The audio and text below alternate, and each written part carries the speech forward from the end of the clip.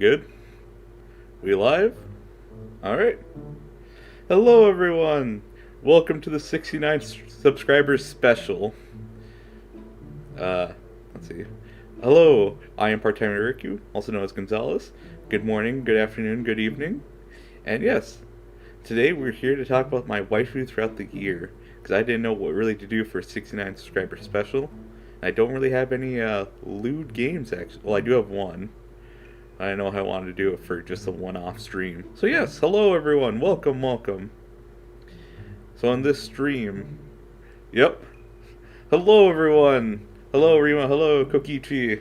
Yes, we're going to talk about my waifus throughout the year. The ones that I've really enjoyed. So actually if this one, I was trying to think of how I want to do this, and I think just going... We'll start off with these two, actually. I'll show them, but we'll end with them. So let's see. Oh, this is a very... Okay. Please just... Oh, you... Okay, that works. That's fine. Alright. Move that there.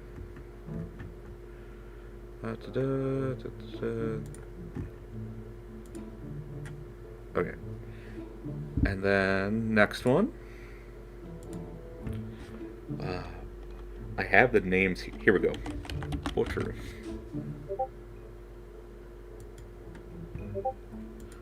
Oh my gosh, why is it so hard to see these things? I need to move this mic at some points.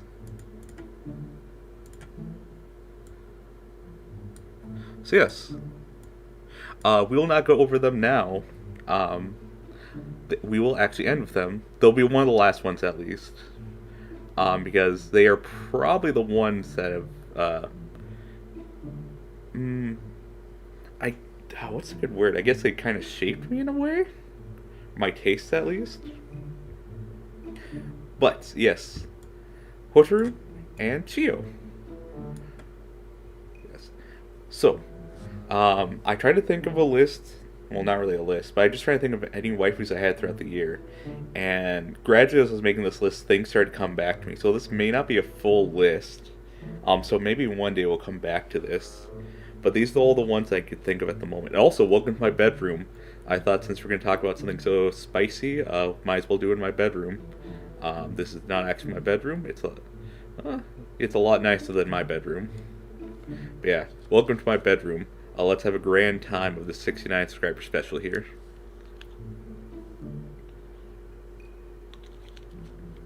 Headpat or smash? You know what? Yeah.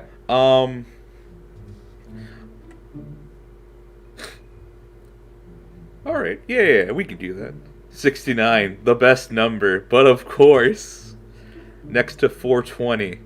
Next special is going to be at 420. And then the special after that will be at 420.69, and the special after that will be at 69.420. That's when we'll do things like this, I guess, or whenever I feel like it. But yeah. So yeah, actually, Rima, that's good. I will answer those questions as I get to them, as I get to the waifus.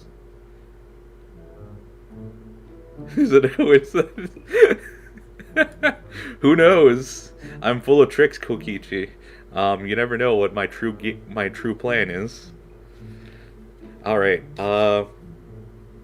so we'll actually start off with the first waifus that I can remember, actually. So this is actually going to be from an old manga slash anime. It's not technically too old, but I'm going to put both of them up right now. So I didn't do the thing of like one per series or whatever. I just did whatever ones. So if I had a few in a series, I just picked one or two maybe. So this is from a series called okay, let me try to pronounce it. Nagasarate Arianto? I probably butchered that real hard, but oh well. So I'll put both of them up right now.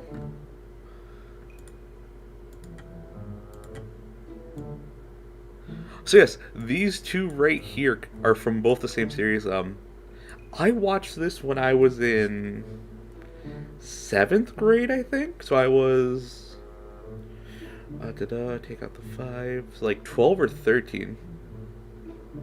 Um, so like this is more of an I think it's obscure. I've tried checking up throughout the years the manga, see how far it's been updated, but also the thing is like if there's any translators that even care to translate into English. That's the other thing. But so no, this series was about a young man who ran away from home. Because he got into an argument with his father that was pretty bad, and he, for a reason, gets on a boat and starts sailing away, and he gets caught up in a storm, and he ends up on an island full of women. Um, Apparently, there's no men on the island. Like 10 or 15 years before the series started, they went on a fishing expedition. A year they won at that, and they just never came back. So there's no men on the island because all men participated in this. And the main character is the only man on the island now. And a lot of the girls who are like, no, it's like 20 years actually, 20 years. So a lot of girls just don't know, except for like some of the wives or mothers. And it's just pretty much his misadventures on this island, trying to figure a way back, but also like him developing his relationships. So this is Suzu right here. Suzu's the first girl he meets that like actually tries to help him. She's very caring. She's very resourceful. Like she's had to live on her own because her mother died, I think, either shortly or right after all the men disappeared from the island. And so she's the one that gives shelter to the main character. All the other girls are just trying to use him as breeding stock. This isn't a hentai, by the way. It's ecchi, but it's not adult. It's not an adult anime or whatever. So like all of them just want to like. Well, actually, no. Most of them don't even know what sex is or anything. Yeah, no, it's 2010, all right. It's 2010. No doubt about that. Yeah. She does slowly become interested in the main character, but starting off, like, she's just really cool. I think she is like a master of a certain martial arts on the island because she's taught by like her mother's master. No, I don't think it was. I don't think her mom. No.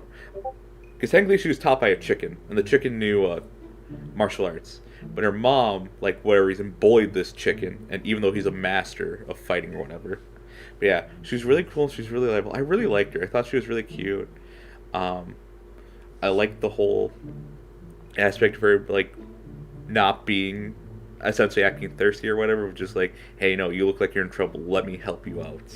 And like she didn't have any nefarious intents like all the other characters did. Like after a while they weren't just going after him for his body or whatever, or just to learn more about boys. It was like no, like this dude's actually helping me.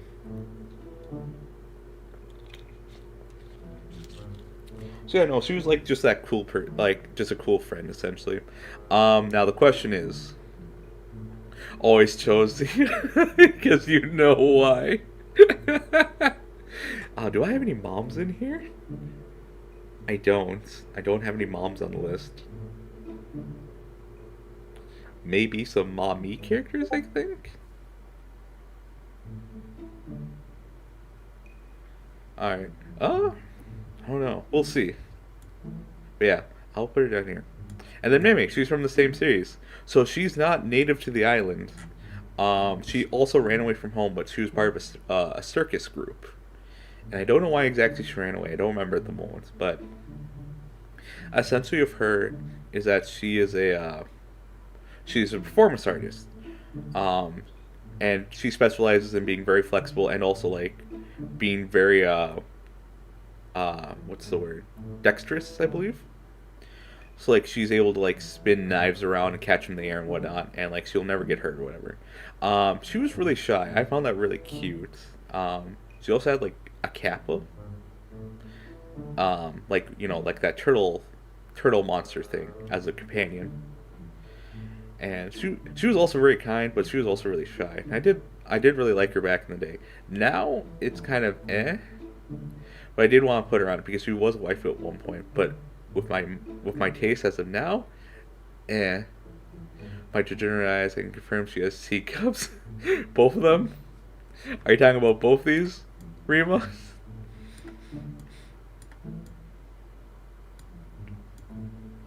Yeah, both from the same series. I really like them. Um, Rima, Rima coming in clutch, telling me the red shirts. Okay, thank you. Now we know, and knowing is half the battle. But yeah, I don't have much to say on this one. It was like one of the first animes I watched. I think technically. Um, yeah, because I didn't know what anime was, and then for some reason I watched this. Probably because it was ecchi. But like I don't remember. No, I remember how I got to it. I remember how I got to it. All right, allow me to expose myself a bit. Um, so what was it? I was looking something up on YouTube at the time, or maybe it was just Google in general, and like it was like, oh, I typed in like sexy characters or whatever, and I got pulled into like that rabbit hole of like people like making their music videos about the characters they found very attractive, or whatever, and this was one of them. And I was like, oh, this looks kind of good. I'll watch it. Sorry, man, I watched too many anime. Plus, it's all good, Remo. It's all good. This is the 69 subscriber special. But yeah, um, I was looking on YouTube, typed in sexy characters, and I found a whole bunch of like people's crappy music videos that they made, and this was one of them. And I liked the scenes that I saw in this, so I watched it. Yes, the scenes I saw in that music video were very lewd. So yeah, I watched it. It was okay story. It was okay. I think the manga, when I last checked it, that was like maybe 7 years ago, had 20 volumes, I think. I really hope it ended. I don't think the author could have kept going with this. Like after a certain point, it just felt like it dragged on. Let's see. Alright, on to the next one.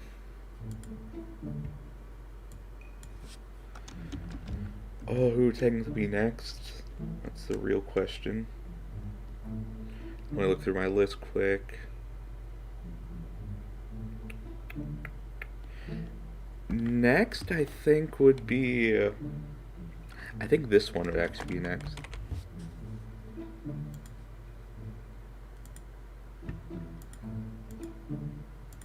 Yeah. Oisu, hello! So yeah. Yep. Yoko. Yoko from Gurren Lagann. She is so much fun. I love that she had pretty much an anti-material rifle. She was good at it. She had a little mech or whatever. I wish she would have just stayed out of the mech and just kept fighting. But no, Yoko's so much fun.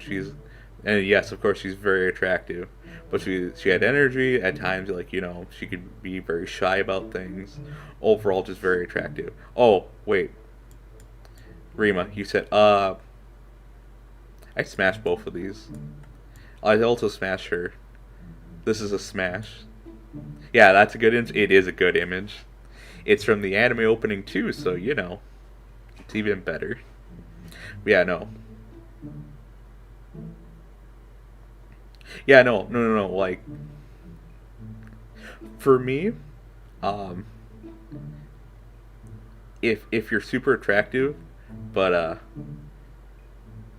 you're kind of boring, and boring for me, I don't know how do I put this. So, a normie to me is someone who just follows the trends or whatever, and like so their tastes are very bland, and they don't really have an interest in what they're talking about. To me, like let's take someone who's really into like let's see, what's something oddly normal that most uh let's say someone had a fascination with uh desks, their make, their model, and all that. So like he knows the history of desks, um, like who made them, if they're influential in history of like desk making and all that. That to some would be very boring, but to me that would be that person would be interesting because this is something they're genuinely fascinated in. So that's kind of my idea of a boring person. Yoko isn't boring. She's very entertaining. She's very fun, also energetic. I don't know if that little segue described my idea of boring, but no, Yoko is very fun. No, we smash Yoko. We smash. I don't think there's a single one on this list that I wouldn't smash. To be quite frank, I think all the ones I'm going to talk about, I'm going to smash.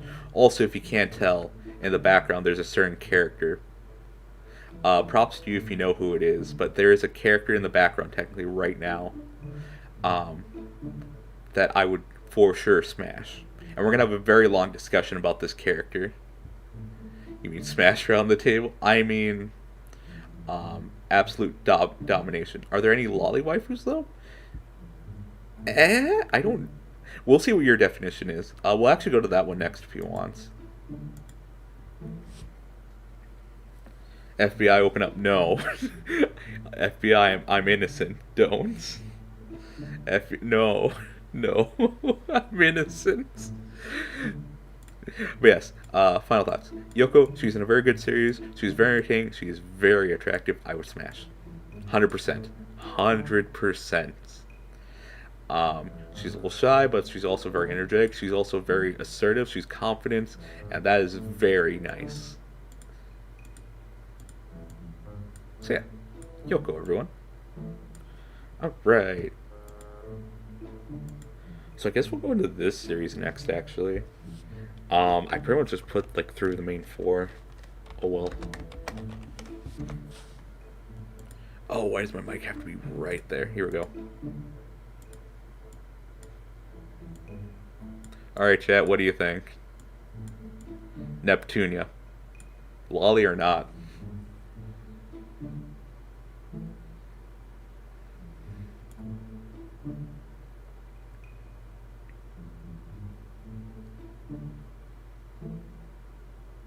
I think, honestly, Neptunia is the only one on this list that I have that I would head pat more than Lolly and MILF at the same time. Why not? Oh, that actually reminds me. I need a. We'll get to it when we get to it, but I'm going to download another character I just remembered. But yes, Neptunia. I don't like her second form that much. I do like when Neptunia, the older Neptunia, though. In Hyperdementia, Neptunia 5, I think. It's like where she has the two swords. Like she's actually a lot taller. She's not short like this. But yeah, Neptunia. Rick, can I ask you one specific question about waifu? Sure. And while you're typing that out, I'll just continue with Neptunia. So with Neptunia, I absolutely love her. She's just a shit poster. That's all she is. She's just a shit poster. I absolutely love that in her. Like even when she's trying to be kind and considerate and caring, nah, she is shit posting the whole time. She does not care. Yeah, no, like I absolutely love that. She's a waifu that I would just head pat though. I don't think I'd actually smash. Maybe not. But I think that's what I'm leaning towards more at this point is head pats. And she's the only one, I think. She's childlike. Yeah, she's very energetic. It's very cute. But also she's like 9,000 years old or whatever. She's a goddess. Yeah, no. Very fun, very energetic. I like all the moments So I've played the first game. I got through mostly the second game, and I've seen some of the cutscenes from the third game. And everything I've seen from Neptunia is good. I like her. So yeah. Neptunia, everyone. Headpat. She goes in the headpat territory. Da. Now I kind of feel bad for not including the other one. Because I have I have 3 out of the 4 Gosses. I'll let you guess which one I don't have in. She's tsundere. I'd smash her. That's about it. She's very easily teasable. Head pats go to the right. Nah. She gets smashed. There's a reason I have her on the other side, though. There is a reason. There is a reason I do have her, though, on the right. But no, this side is not for head pats. This side is for smash. Yeah, no, domination all the way. Yeah, I think that's all I have to say. Because Noir doesn't really... Noir is just a stereotypical tsundere. That's about it. She's just a tsundere. And you have Grand Shitposter Master, Nep, just give her a hard time all the time.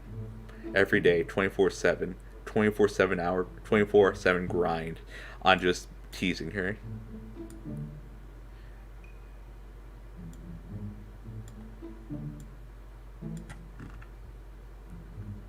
Let's see. But yeah, no, like, yeah, no, smash. That's all I have to say. Tsundere, smash, because that's all there is to her. Kokichi. Something.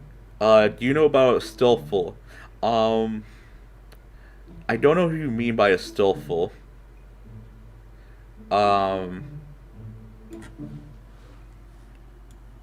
Like, I can look him up quickly after the stream. No, I can look him towards the end. I don't know who you mean by a stillful though. But yeah, maybe I can find an image. What's a stillful from Kokichi? Just so I know. Yeah, but I can definitely look him up later if you just give me the series he's from. Because I might have seen it before. We'll have to see.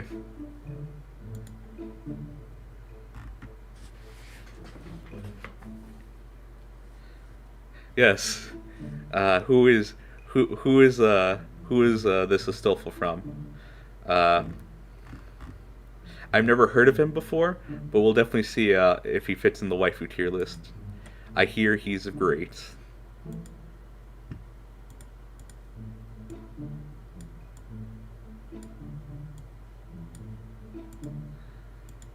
Ba-da-ba-ba. How do I spell this name? Oh, there we go. Vert.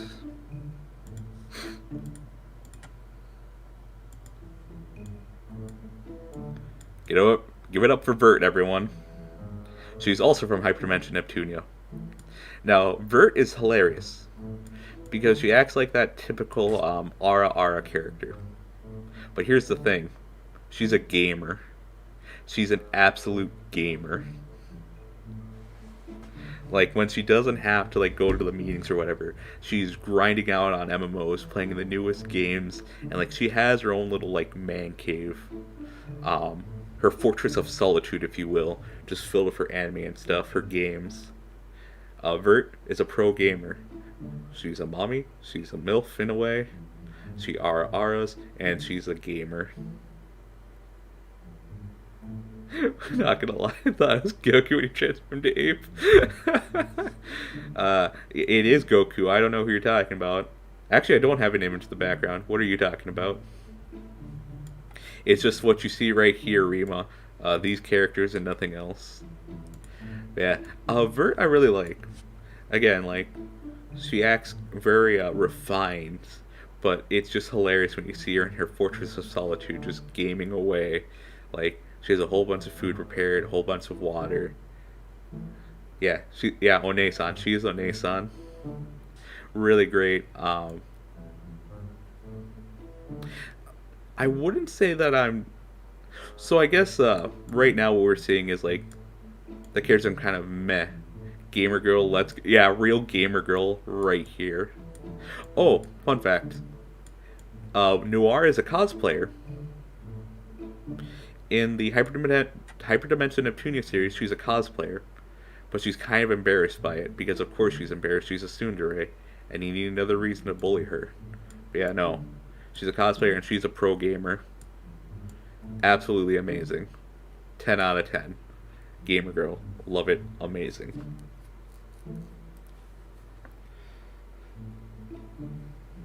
Oh, pie, that's why. Yep. Oh yeah. Don't worry. Otaku girl, let's go. She is an otaku.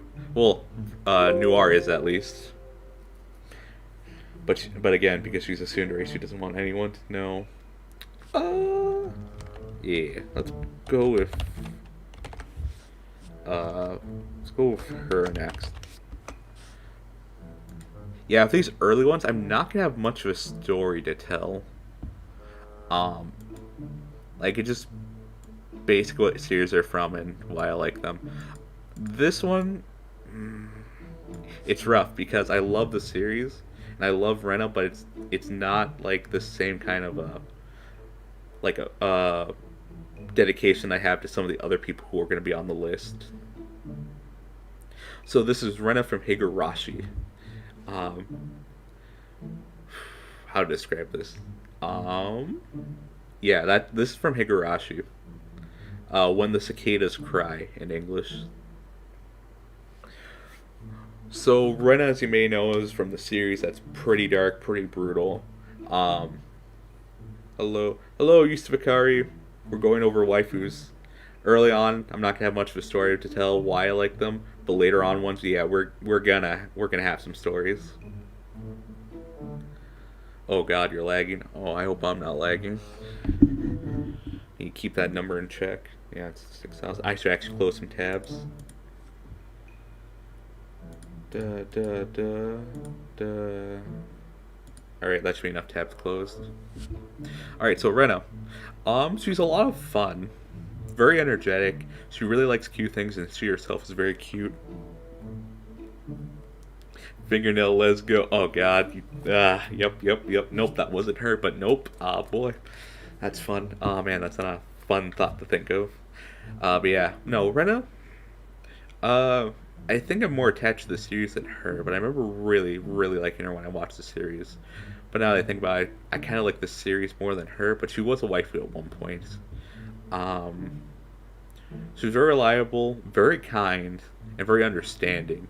But because of the events of the story, things changed or scenarios happened that made it seem like she wasn't. But yes, overall, I think Reno was a very, very amazing woman. And yes, she was very cute. She was attractive. But I think honestly, for her now, it's just more of attracted to her personality, and more so the show she came from. No, yeah, very cute, very kind, just a nice personality in general. But again, of a lot of these on the list, except for Yoko, I'm not too infatuated anymore.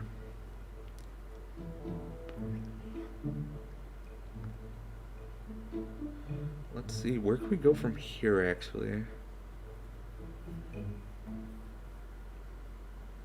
We can go... No, I don't need a new scene. I need a new image. Oh, yeah, you're right. Rena.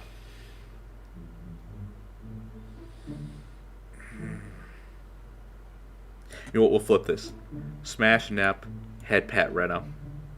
We'll switch it. Smash, Head Pat. So yeah, don't know if you're keeping track at home, but it is now 6 smash, 1 head pat. Thanks for reminding me, Rima. Didn't remember that. Oh yeah, I don't know if I mentioned this. Of course, smash. Or, you know, I'd be the one getting smashed. Who knows at this point.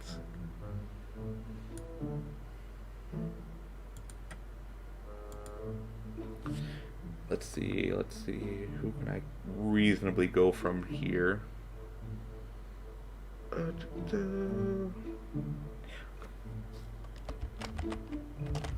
Let's go this one.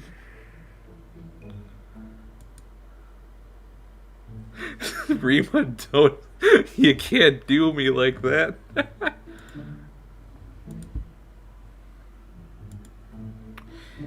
Alright. Danger zone. It is a danger zone. But I stuck by my decisions. We found a monster. No. Leave me alone. No.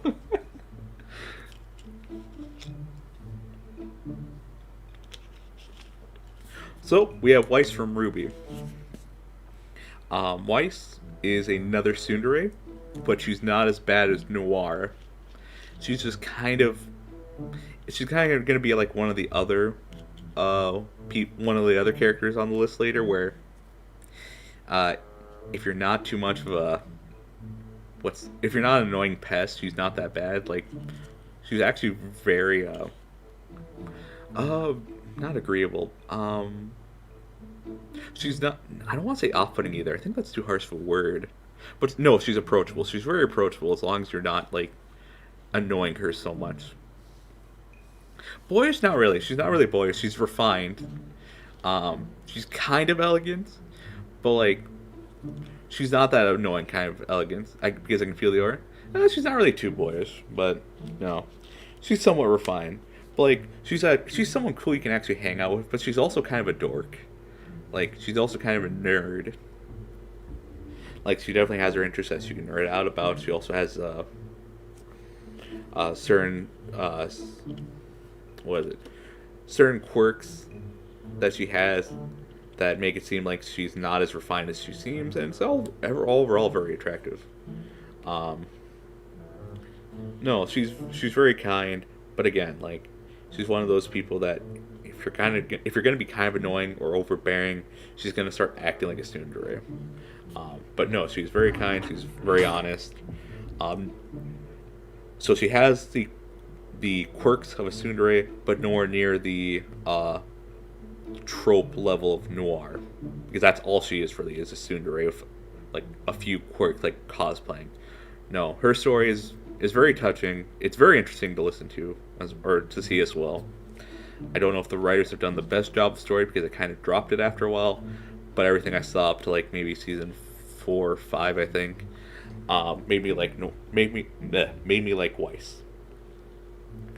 I like the way she fights. I like that she's not too set in her ways, so you can change your mind on things, but she does have some things hard set in her, and for understandable reasons as well. I feel like with that statement alone, I could get canceled by the people who want Ruby a lot, but oh well, I don't care. But yeah, if she's ever a hard ass on a person, she's usually in the right, but she goes about the wrong way. So I guess to sum it up better is, I like her. She's kind of a tsundere. You can poke fun at her, but also you can have a decent conversation with her. And she also has things that she's interested in. And she's not always refined or elegant, or, you know, has to act like a proper high class person. No, she knows how to have fun. And that's why I like her.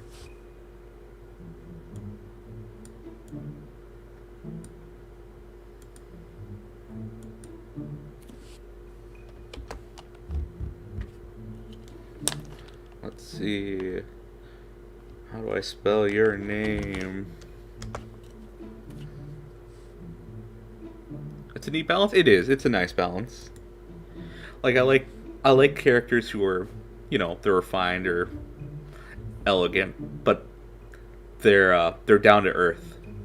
Like, they have those aspects that make them seem elegant or whatever, but no, like, they understand what being a person means. Smash, yeah.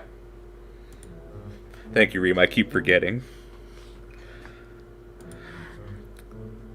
I tried to find a better picture of her, but I couldn't. Also because I didn't want to use someone's art, someone's fan art or whatever, and not give them credits. So I tried to go from the show or whatever. But yes, this is Pyra, from the same show as Ruby. She is like she's One-san. She is One-san to a T. But she's also a warrior. So from birth, essentially, she's been raised to be the best of the best, which is hunters and huntresses who hunt down monsters called Grimm in the world.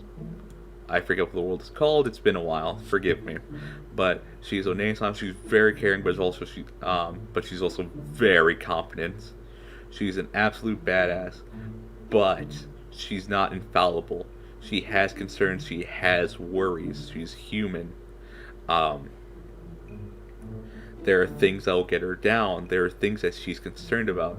So during combat, she's amazing. But because she has these worries, sometimes it can affect her combats. And so she's an absolute badass, but she's not overpowered. Well, at least the writers didn't let her be. But no, she has things that can hold her back from actually going all out. She was very great. She was an amazing character in the show. I absolutely loved her. I think after all this time, I can say that. I don't. I don't know. I've always been torn between these two, between Weiss and Pyrrha. I don't know who I like more. They both have their charms that are really appealing to me. Because Pyrrha's also someone who's like can talk to people. Like she may be the best of the best, but she's down to earth as well. Like she's willing to have a conversation with you. She's willing to like hear you out.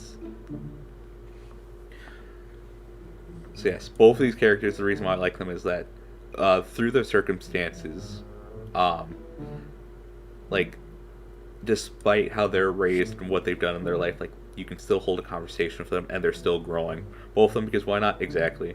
But I don't think I can say I love them both the same though. Like I do feel like there is one of them that I love more than the other. Or just find more attractive than, or not attractive. That's the thing with waifus is like I know some people like absolutely love them, but I feel like it's more of like a crush. I guess which one I find. I don't know. The words aren't coming to me right now. But Pyrrha is absolutely amazing. She was very motherly, very elder sister like. She could someone you can go to and have a conversation with, and she'd hear you out and typically give pretty good advice, help you sort your things out. Yes. Fondness. I believe fondness is the right word I'm looking for. Out of these two, I do not know who I'm more fond of. It will probably take a lot more meditation and contemplation. Yes. These two are from Ruby. I absolutely love them. They're amazing. They both have their charms that I find very, very appealing. And yes, they're both attractive, and yes, I'd smash them both. Both of them I would smash. So we're up to 1, 2, 3, 4. 1, 2, 3, 4, 5, 6, 7, 8. 8 smash, 1 head pat. Yes. If you want to know more about her, I'd watch the show Ruby. I think of all these, it'd be the best explanation just to go to the source material itself. Yeah, I know a lot of people like Pyrrha. I know a lot of people like Weiss. Yeah, they're both people I can just feel like I have conversations with, given how I am as a person. Yeah, we'll move on to the next one. Again, these are the ones I won't have much to say. But later on, we will, though. We will have plenty to talk about. Who will go from here? I guess this next series is a good one.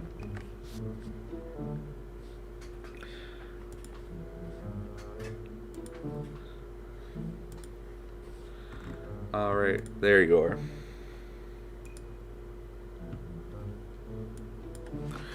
Oh my gosh, let me hit the OK button. There we go. Mayuri. She is from Steins Gate. Mayuri's very interesting. She, as well as like, I'd want to say she's more of like a MILF, actually. More than an Onesan. I guess those two kind of go together, with their common. Yep. Mayuri des. But no, Mayuri's just so good. Like she goes along with Okabe's like absolute shenanigans, it's honestly amazing, kind of heartwarming. Also seeing like her story of like how they really get along, and she kind of just goes off on the beat of her own drum. That description gets a lot of interest. Yeah, no, like she's the older sister type, but also like she's not really an airhead, but there's an aura around her that lets you know she's kind of free. The Emoto mind, kind of, yeah, yeah, actually. Like, if she wants to do something, she'll do it. Um, Sometimes she'll think about it, but also like she'll go along with most of like the shenanigans that Okabe talks about. I think that's really endearing because he makes up like some very bizarre scenarios about her and like or like gadgets or situations, whatever. She just plays along. I don't really like that. No, like Mayuri is just another solid person, a very interesting person, very kind, very endearing, very playful as well. She never goes RR or anything. Like her most famous thing is the do do do Mayuri this. Like I think appropriate phrase would be like she kind of like a cinnamon roll or whatever. She's just very sweet. But of course I would smash. I would definitely smash. There's no doubt in my mind.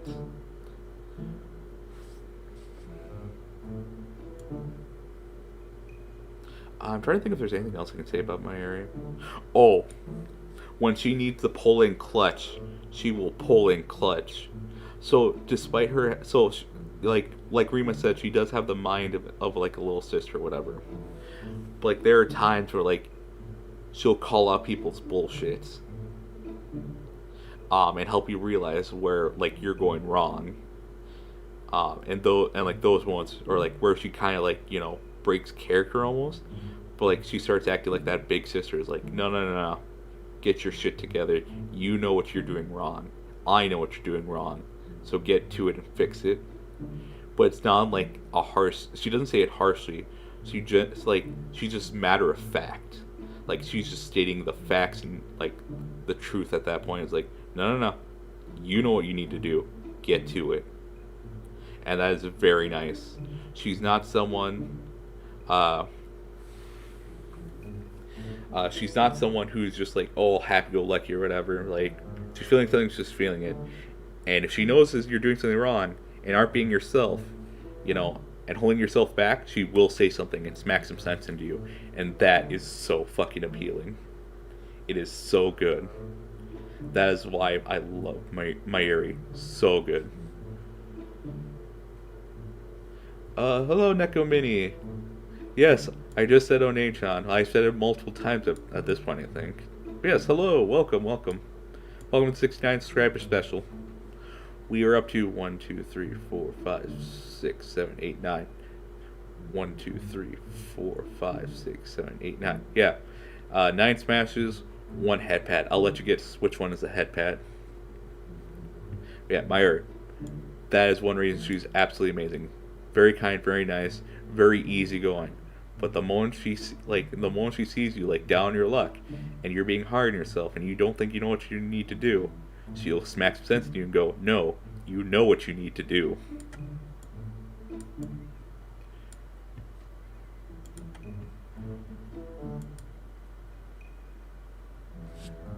Let's see.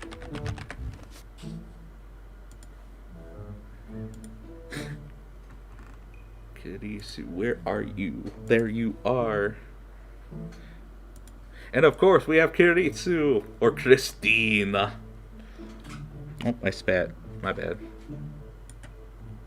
Yeah, we have Christina. She's also from Steins Gate. Christina, as Okabe calls her, is very cool as well.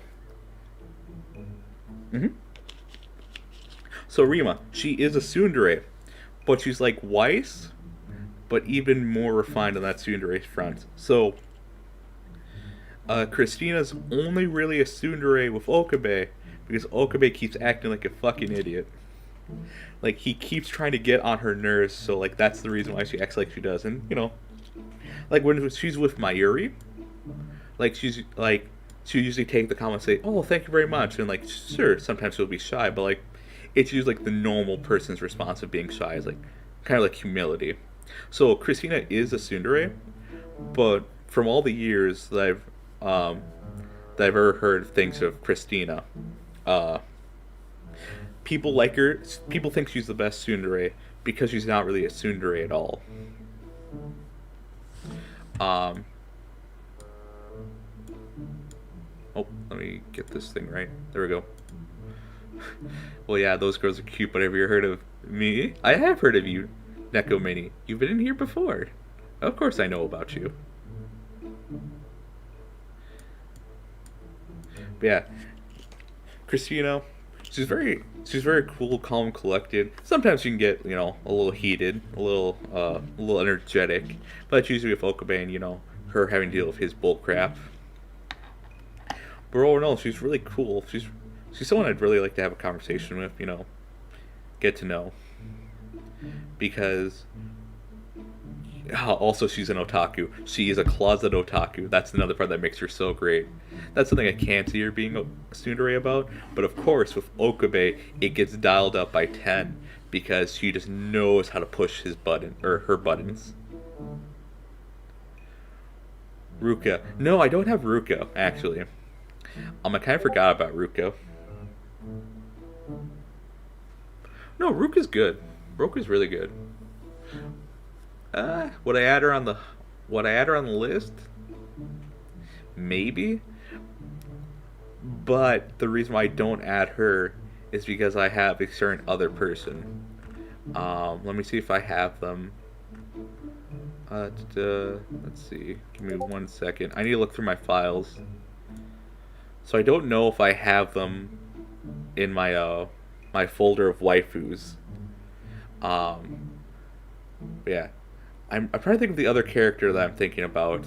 That's the reason why Ruka and other characters like Ruka aren't on the list. Oh, maybe I'll remember after a bit, but right now I can't really remember. Yeah, we'll get back to it at some point. Yeah. Oh, Christina, why can't I move you?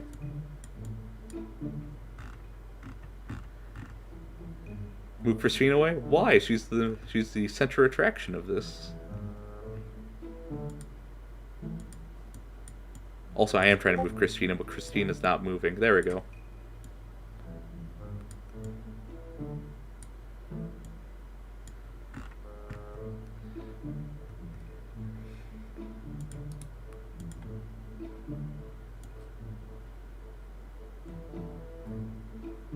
Yeah. Maybe we'll get to one point why Ruka isn't on the list either. But I did like Ruka when I first watched it. I did like Ruka. Ruka was amazing. I love the whole introduction of Ruka. But no, I think out of that series I remember more Christina and Mayuri. Both of them were very fun, energetic characters. Yes, I'd smash both of them. But no, like Christina is tsundere, but she is very kind and caring.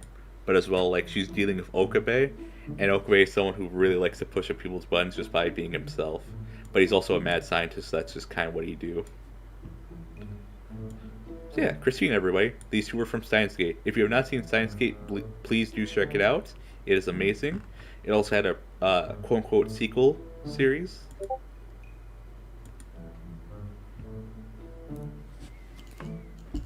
Let's see. Where can I go from here?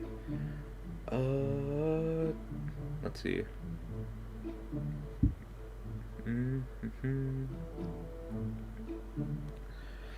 Yes, we can go here, actually.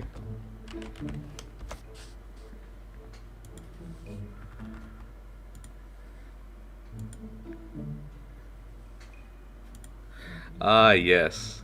Nato. From Persona 4. Absolutely amazing. Cool, calm, collected, but also very, very teasable. Very, very teasable. Yep.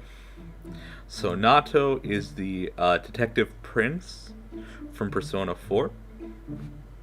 Uh, so typically she dresses up like this. Mainly because I forget what the exact story was, but I think she has to maintain this identity that she's a male because of her family's like tradition or whatever. Um, but no, she's very calculative. She's very interesting. Calm, but when the time comes, oh yeah, very much so. Also, you might not be able to tell, but she's very boing boing. She's very boing boing. Um, if you see other pictures of her, and also canonically, so this isn't just fan art or whatever. Yeah, can't tell. Yeah, yep. She's been very good about it. But if she doesn't wear clothes, so if she wears different clothes, you can tell she's very boing boing, very boing boing. Yeah, no. Has been. Yep. Yep. As a party member, I don't remember using her that much. I really wanted to. I just didn't like her Persona skill set. Also, spoilers, you haven't played Persona 4, but at this point, you're at the 69 subscriber special. I don't know what you want from me. But yeah. No, she's. I think the term is kudere, where they act, very stoic, but at times they can be very shy and very cute, and that's essentially what Nato is. Seeing her grow in the story, despite how minimal it is, main story-wise, but through social links and interaction with other characters, it's very endearing to see that she becomes more accepting of herself and her situation, if I remember correctly, at least, and that she's willing to be more open and honest with you, and admit that she has feelings for you. I do like Rise as well a lot. A lot of the girls in Persona 4 I really like. I know a lot of people like Chie, but I like them all a lot. They're so good. Especially Maria from Persona 4 Golden. She's really good too. She is just a tsundere though. But she has very interesting insults, and I like those. It's not just the typical baka. No, she'll go deep. She'll go in deep, and it's just funny. Because you know she's on the defensive. But yeah, smash. Absolutely smash.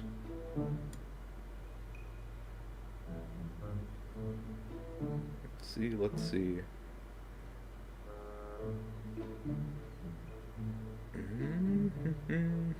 Oh, we can do this one. I think this is going to be a fun story. Also, my absolute hate for Tumblr. Yeah, we get two stories out of this one. Why I like them and why I absolutely hate Tumblr.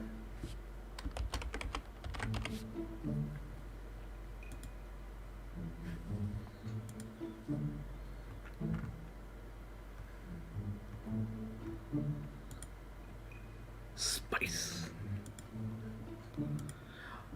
This is Soyel. Soyel is from Fire Emblem's Fates. Arguably the worst Fire Emblem game ever. But what they failed in gameplay and story, they made up for slightly in some actually fun characters. Mainly two. One of them was Soyel. No, they had a few characters, actually. Never mind. No, they had a few interesting characters. But, of course, because of the writing, they also screwed things up. It was Soyel and the daughter of Lowain, or Owain.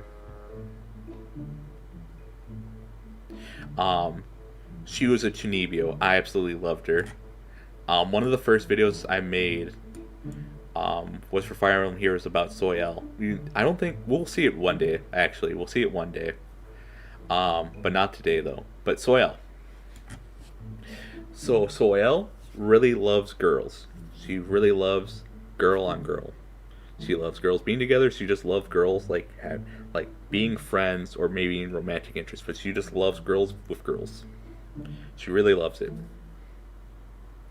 So much to the point. Yeah, I forget her name right now, but she's amazing as well. She's so good. I just haven't seen as many conversations with her among other characters to get a better idea of her. Because I forget the reason why. I think it's because I just didn't level up or get a social link with, not social link, support conversation with Owen with anyone else. You know, Soyel's fun. She loves. I think she wants to dance. She's very awkward about it. She's not too good if I remember correct, but she wants to learn how to, like her grandmother did, and also her dad to an extent. Um, she's kind of like she understands the shenanigans her father gets into, and it's just really like matter of fact. It was like, oh, we kind of need a plan for when everyone starts hitting my dad because he's flirting too much, and her dad's also very fun. He doesn't mean anything. He doesn't like. He's just flirtatious. That's just how he is. It's funny. Um, but no, like so she kind of picked up those same patterns for she's also very flirtatious from her father, and yeah, so I like her because she's a ball of energy. She's very cute and just overall very fun. Some of the conversations you have with her and that she has with other characters is very interesting as well, especially when she has a conversation with a girl who likes man on man relationships. Just, guys being together, dudes being dudes, bros being bros, kings supporting kings, all that stuff. Except hers are a little more lewd, um, where she kind of imagines them kind of like oil wrestling, so it's a conversation between someone who likes yaoi and yuri, and you can probably tell that they will not see eye to eye at all. So, let me go into my absolute hate for Tumblr. Fujoshi, I think so. Yeah. So, when Fire Emblem Fates came out, BL Lover. Oh yeah, BL Lover. She was a BL lover to the max. She was a girl lover to the max. So in the support conversations you have with your main character that you make with Soyel, there's a part where, what is it? She's kind of getting distracted, I believe, because she keeps like looking at girls and imagining them just having relationships with other girls and all these fluffy, cute moments. And you're trying to help her like stay on track more. It's like, hey, in the battlefield, we can't have you being distracted. And so like you try to help her by having it so essentially what you do in the B rank conversation or the A rank, I forget, you give her a potion, and what happens is that it switches the gender. So she'll see the male characters as female characters and the female as male characters. And what this is supposed to help her do, like this is what's supposed to help her is like stay more focused or whatever. Like it wasn't like okay, let me just keep going with this. The idea was it was just supposed to numb her to this, where it's like okay, you're just gonna. So it's just supposed to be that she's supposed to see everyone just as a person, and she doesn't get distracted anymore. She's like, it's not supposed to stop her from her love of girl on girl, but it's supposed to help her to like be more in control of it, maintain her concentration, especially in the battlefield, because this is war. What ends up happening though is that she starts like, oh my gosh, I can now see all the guys as cute girls, and she starts running around the camp trying to see how everyone looks. And the A rank conversation, or no, the S rank conversation, she tells you that even though she no longer is under the influence of the potion anymore.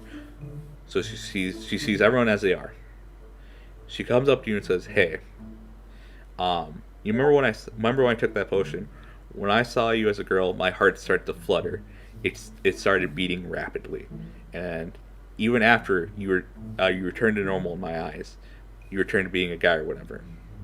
My heart was still fluttering, and that was supposed to be your way of confessing her love."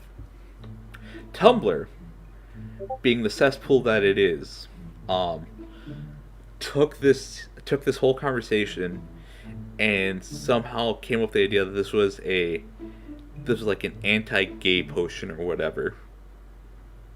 And so what happened was a huge boycotts of the game started happening. from Tumblr at least. And then also from other people because they thought like, oh, this game's trying to promote, it's like you can't be gay or whatever. They're trying to fix her for being gay, and it's like that wasn't the point. That wasn't what they were going for in that scene. The whole like this, I can just boil it down. The whole point of that scene, of that whole conversation, was that even though, so after she stopped taking the potion, she was still she still felt these romantic feelings for you afterwards. And that was supposed to be like her big realization of like, oh no, I still love you.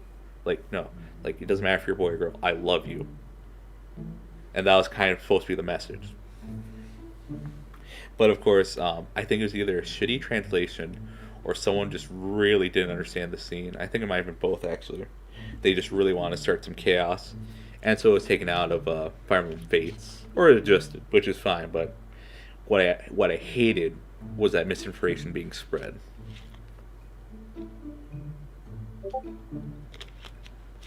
Both likely. Oh yeah. Now that I think about it, it would be probably both. But no, this wasn't an anti-gay support scene or whatever. No, it was supposed to be. There's a good example. It's like if you were to see someone as a prince, and then as if they're like in a princely robe or whatever, like some garments, and you saw them as a peasant, and like it didn't matter where I saw you in your peasant clothing or your prince robe or whatever. I still love you. That was kind of the gist of it. It's not exactly, but that's kind of the gist of it. That's how the scene was, where it's like, it didn't matter whether you were a girl or a boy to me. You made my heart flutter the whole time. I couldn't be by you because I loved you, and I just didn't know how to say it. That's kind of the gist of the scene. That's the gist. It was never anything like that. But yeah. No, but yeah, Tumblr. Hate Tumblr. Of course, like, there's good fan art in there as well. True Love Disney, kind of like that idea, yeah. But yeah, that's why I don't like. That's one of the many reasons I don't like Tumblr. But yeah, and I think even after it was debunked, they still kept it going on Tumblr.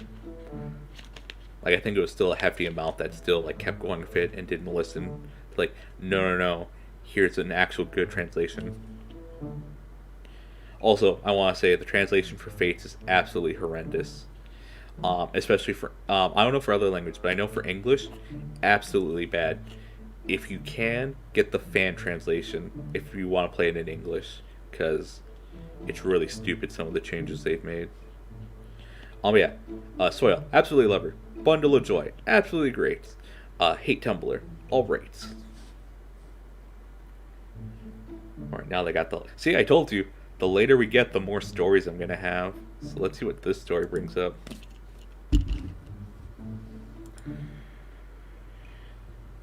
Oh, geez, the next... Oh, no, okay, we can save the more risque ones, the more risque stories for later on.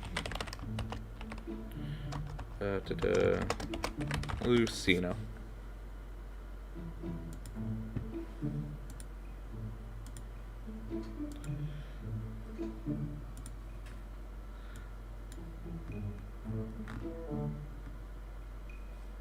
And this is Lucina. She is from Fire Emblem Awakening.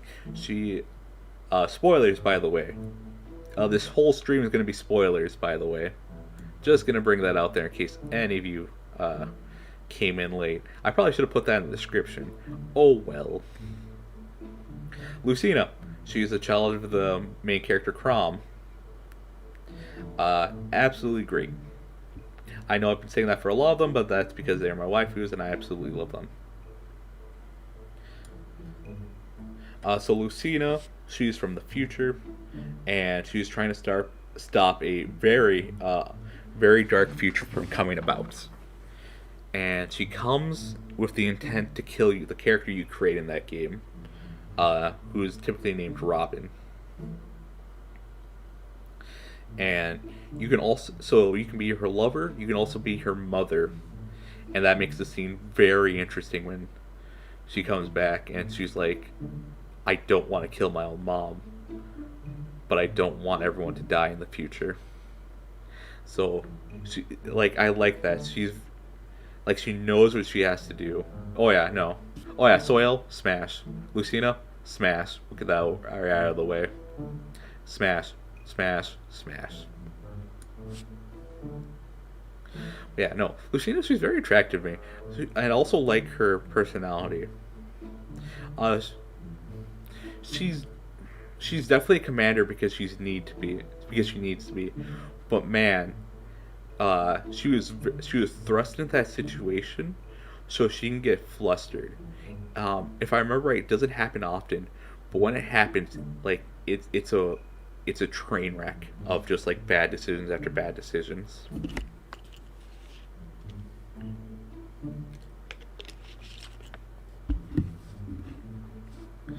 Um, but no, she's also very caring. She's very capable because she grew up in a dark future that she had to fend for herself. But she's not too cynical. She still has hope. So, like, she really enjoys her time in our present or whatever, or the game's present, where there's still people around. Like, her parents are still alive, and also if you choose to, you can when you choose to romance her, she really appreciates her time with you. Yeah, that's why I really like her. Is that um, she came from a very bad situation, but she knows she needs to hold her head strong and enjoy the things that give her some amount of pleasure or just overall happiness, because that's what she's fighting for, so that everyone can get that, but a lot more. Because she wants to be able to see the trees grow, like people just go on to cities and join festivals, parades, or just live a life where they're not under siege by a dark dragon.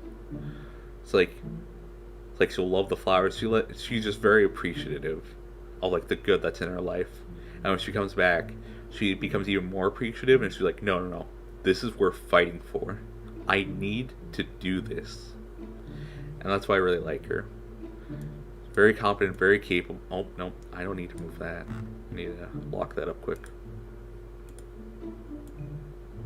Yeah, Lucina, very attractive as well, but she has an amazing personality. I love her outlook, and no, no, yeah, very great.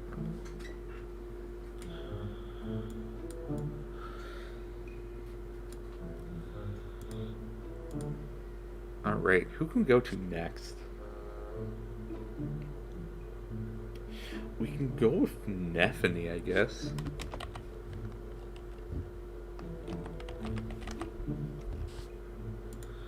Ba-da-ba-ba. Why is my mic always in the way? It's because I put it there. Neffany. Neffany, Neffany, Neffany. She's another Fire Emblem character. Except here's the best part about her. So, she's a simple farm country girl, but she was enlisted in an army that's very high ranking or whatever, like a very high ranking army. So she had to learn to talk like what is it? Like kind of like a noble, or just very knightly.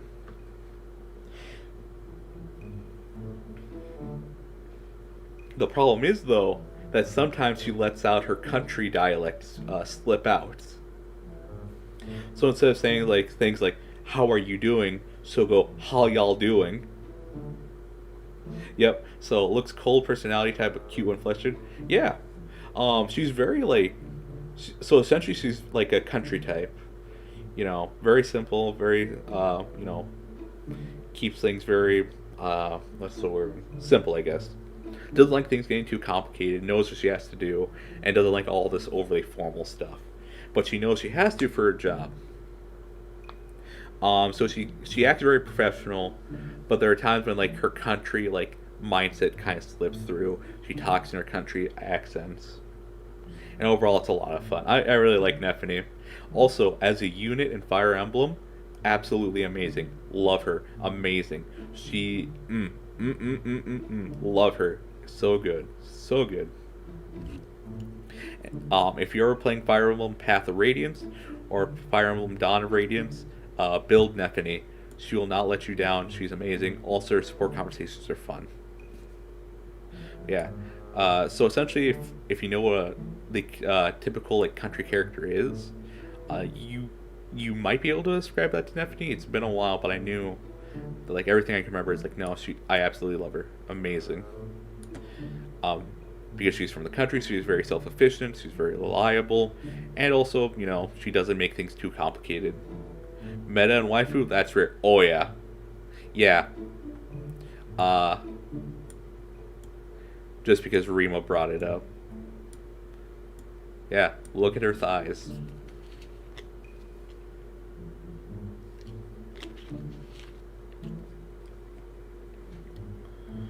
Let's see, let me shrink that back down now.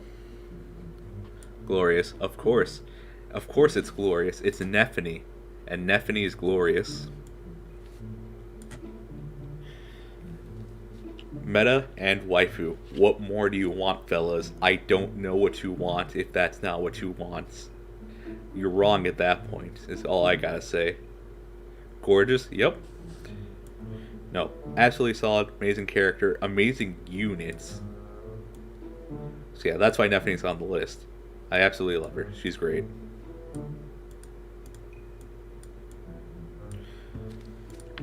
Alright, next one. I think it's gonna be more gonna be a funny one than anything else. Mainly because I'm also going to my not really. Yeah, we'd smash Nephany just in case that wasn't obvious.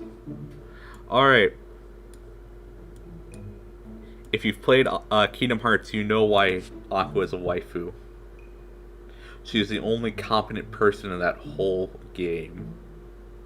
And then, of course, because Sora has to be the main character, we of course had to nerf her so she couldn't be the main character, even though she was the best character in this series. Yeah, Smash Train's not going to stop for a good long time, Rima.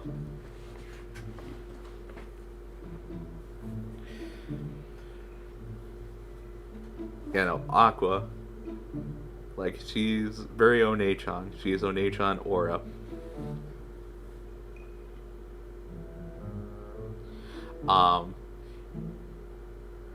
You don't really know about game waifu? I don't. It's alright, Rima. All you need to know is that in a series of games that probably spans 10 or 12 games at this point, she was one of the few competent characters. And I think that's the only reason, like, that's one of the big reasons why she's a waifu. It's because out of that game, she was the only competent one, and they did her dirty in the latest game they just released. I'm still salty. I'm still salty. So yeah, One-chan, very competent, very good. But of course, we can't have nice things, so of course she's not the main character. She deserves to be. She's amazing. She's beautiful. She's very intelligent, very competent, very good at her job. Kokichi, hello, Kokichi. From my perspective, she's kind of like, oh yeah, she's the leader. But of course, the game director didn't want her to be the leader, because we'd end the game too quickly of her as the leader. Aqua, you're so good. You're so good. You're so kind. You're so down to earth. You can have an amazing conversation with her. But no, we can't have nice things. And that's why she's here. Because she's the best of the best in Kingdom Hearts. Not enough fan art of her. Not enough fan art of her. I'll put you right here, I guess. There's, just so you think, like, there's some rhyme or reason. No, like, I'm just putting characters. These two have a rhyme and reason. She has a reason for being there, and she has a reason for being there. These characters, the ones in the bottom corners, do not. Okay, so we just did... Oh.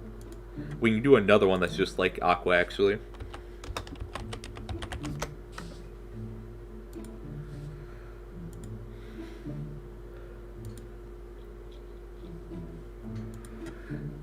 Agrius.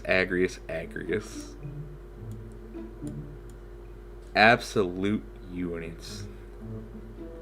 Beautiful, stunning, and also like Aqua, a leader, but who's also down to earth, who you can just chill with. She is from Final Fantasy Tactics War of the Lions. I absolutely love her. She's a great unit, not as good as some of the units you get later in the game, but still very good nonetheless. Um, Fun fact: I once played Final Fantasy Brave Exvius. It's a mobile game from Square Enix. I didn't play Records Keeper. I played Brave Exvius instead because they had Agrias, and I loved how she looked in that game. And I kept playing the game uh, because at the time when she was released, she was only went to a 5-star. And thankfully, I learned that later on, uh, she could become 6 stars, and she actually looked really good as a 6-star unit. And she was also like somewhat meta because of her capabilities and the abilities she had. Um, I think Brave Exvius gameplay was good. It's just not what I was looking for. Genshin Impact and like Arknights are kind of more like it. Also, Grand Blue Fantasy. Agrias is amazing. She's just think like Aqua essentially, but she's not the only competent character though. She's just one of the many competent characters. I like her design. I like her personality. I like her gameplay. She's just a whole package. And I love her design. I love her coat. I love how she looks. Like I know there was a good while where I would try to make characters like look like Agrias on different games, and you can get her armor sets in Final Fantasy 14, but I already like how my character looks in that game, so I'd have to make a new character if I really wanted to for her, because I do want to kind of make her look the same. Agrias is amazing, love her. She's pretty chill, but she's also a knight, a very high-ranking knight, I think. And no, she just has amazing personality, great gameplay, love her. Also, I guess this is a bit of insight. This kind of armor that she has on, this kind of like, how it looks, this kind of setup, is like the kind of setups I like to have on my characters in different games. It's just one of the styles, at least, where they are armored, but it's kind of like like hard leather or whatever, and there is some iron in there for protection, especially for the vitals. Looks like Saber? Yeah. People have made memes that she's pretty much like Saber from Fate Stay Night. But I personally like her more than Saber, because Saber in the lore is kind of a jackass. Thankfully, it looks like she might get to redemption later on in Fate Grand Order. But for right now, like, Agrias is the better Saber, personality-wise. But yeah, no. Yeah, pretty much. Every blonde-haired girl compared to Saber. Yeah, no. I feel you.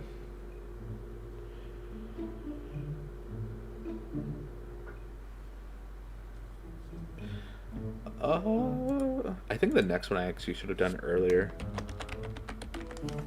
It could be a good explanation still, though.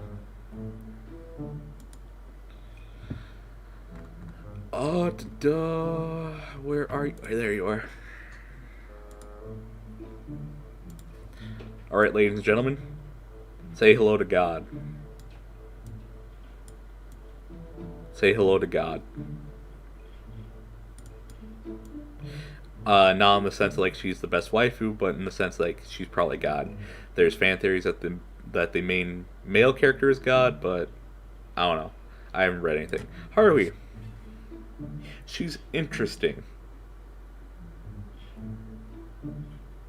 I like her personality at times. Sometimes she's just a little too gung-ho at times. Yeah, she's a little too gung-ho at times.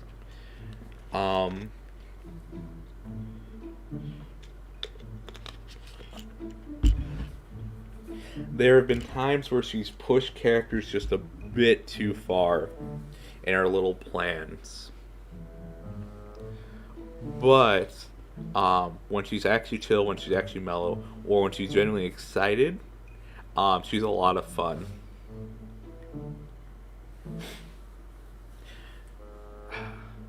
I think she would have to be my favorite from the Melancholy of Haruhi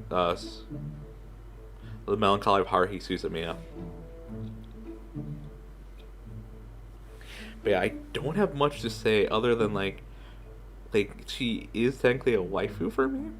But there have definitely been times where it's just like, hey, you might need to calm down with your ideas. They're pushing into territory that people are a little uncomfortable with. But after a while, she does typically calm down and realize, like, hey, I made a mistake. But no, I do love her energy though. It's very nice to see. But yeah, not too much to say on this one, so I probably should have done it earlier. But yeah, um, I will say this though, I do appreciate her. Like she can switch from being very energetic to like being like, hey, what the hell are you doing? I do appreciate that in her, where she can kind of switch on the fly. Uh, who's a good one to go to next? Let's see. I'm trying to think of who I don't have too much to say on actually. There's also. Okay. We'll do it like this then. Yeah, I think this would be a good time to bring her up.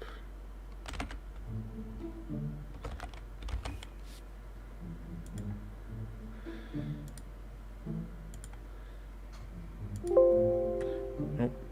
Okay.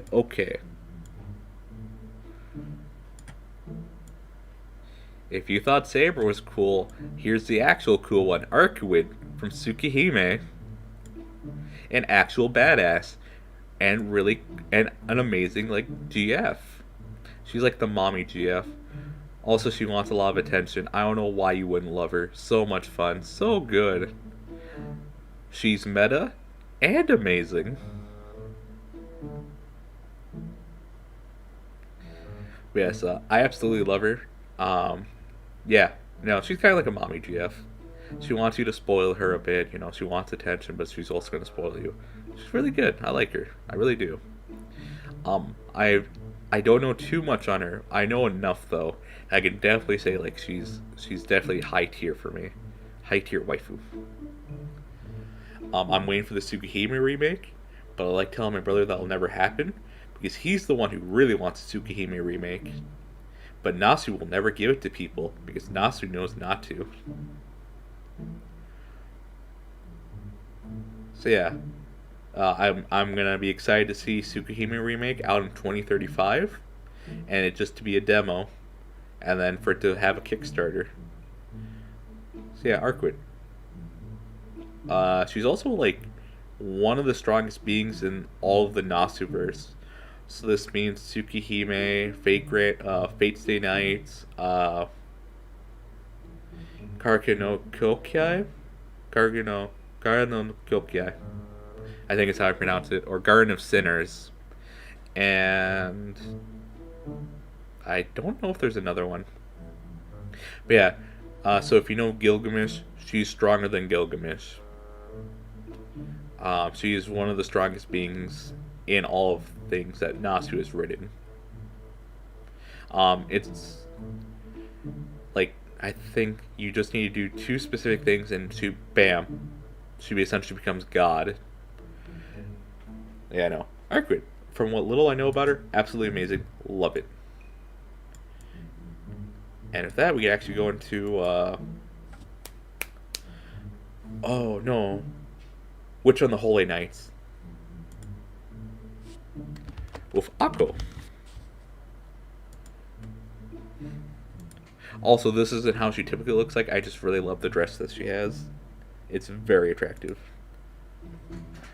Oh yeah, also, let's see, smash, smash, smash.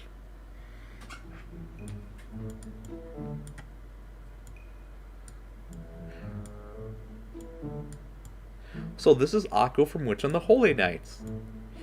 And if any of you are fans of Type Moon, you'll know that this doesn't really have an English release. So people have been trying to translate it for years, but have never gotten too far. So Akko's really hot-headed. She is very aggressive. She's kind of rude. And yeah, no, she's just hot tempered, but I absolutely love her sass. It is great because here's the thing: if you ever deal with someone who's very intellectual, very hot tempered, and you can't really have an argument with, you just do one thing: you be dumb. But not like the kind of annoying dumb. You're just very you're honest to a fault. So if she said you were are you stupid? You'd say, well, I think on my last test I did pretty good, so I don't know if I'm stupid. So things like that. That's you kind of tease her like that. That's kind of how her character is, and it's kind of seeing the relationship. D-cup, maybe. You're gonna tell me, Rima. I can't tell these things. I need your eyes to tell me this because I don't. Not something that. Yeah, I don't really know. No. But she's very attractive. But she has what is it? She's very confrontational.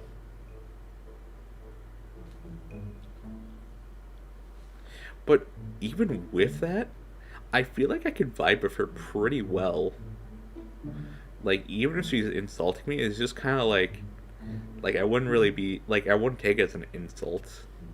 It would just be oh yeah, she said this, and then all I'd have to do is just respond honestly, and I'd annoy her, and I'd win the argument. That's about it. That's kind of what I like her. Is you can.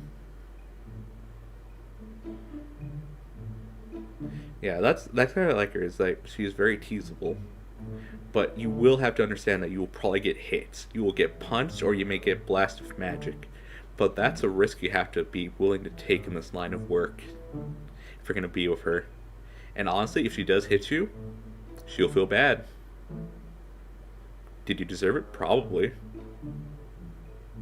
But yeah, no, I like her a lot. I don't mind hot-tempered characters, especially if you're able to dish it back to them in a way by just being yourself. But yeah, no, Aqua in this dress is absolutely beautiful and gorgeous. I would smash. I think I would like to be in a relationship with someone like this. I wouldn't mind it, or at least I'd want to see how it'd go. If I'm actually full of shit or anything, it's would we actually get along? We'll see. But yeah, Aqua, everyone. Smash. Absolutely. If I'm able to tease, I'm gonna smash. Let's see. Who can we go from here? Who's next on the docket? Man, we're running out of space real quick. Oh, let's see. Who do I have less to say on? Probably her, actually, compared to the next one.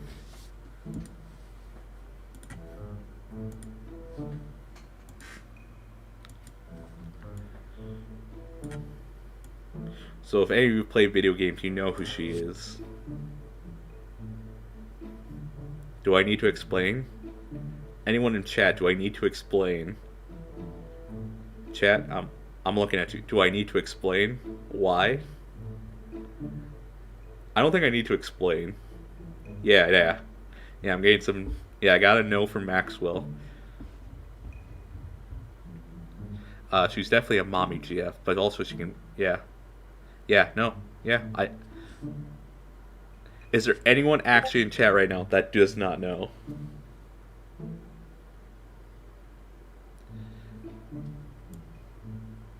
So this is Tifa from Final Fantasy VII. Alright?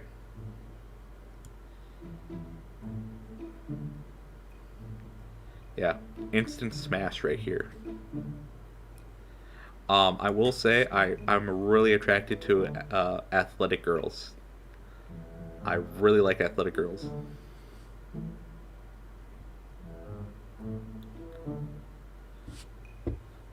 So yeah, I'm just gonna put that out there right now. Aqua is actually pretty athletic because of what she has to do for her line of work, and that's another reason why I really like her. But no, absolutely amazing. I'm not gonna say anything more.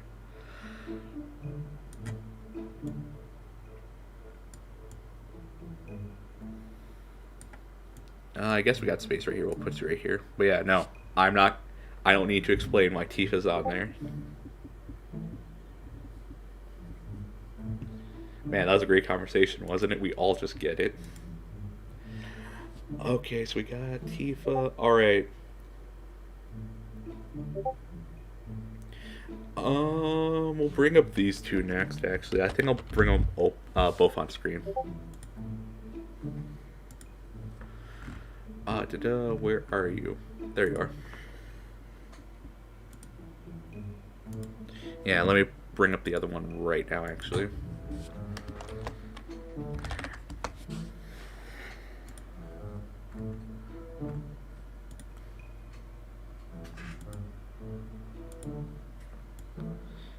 All right.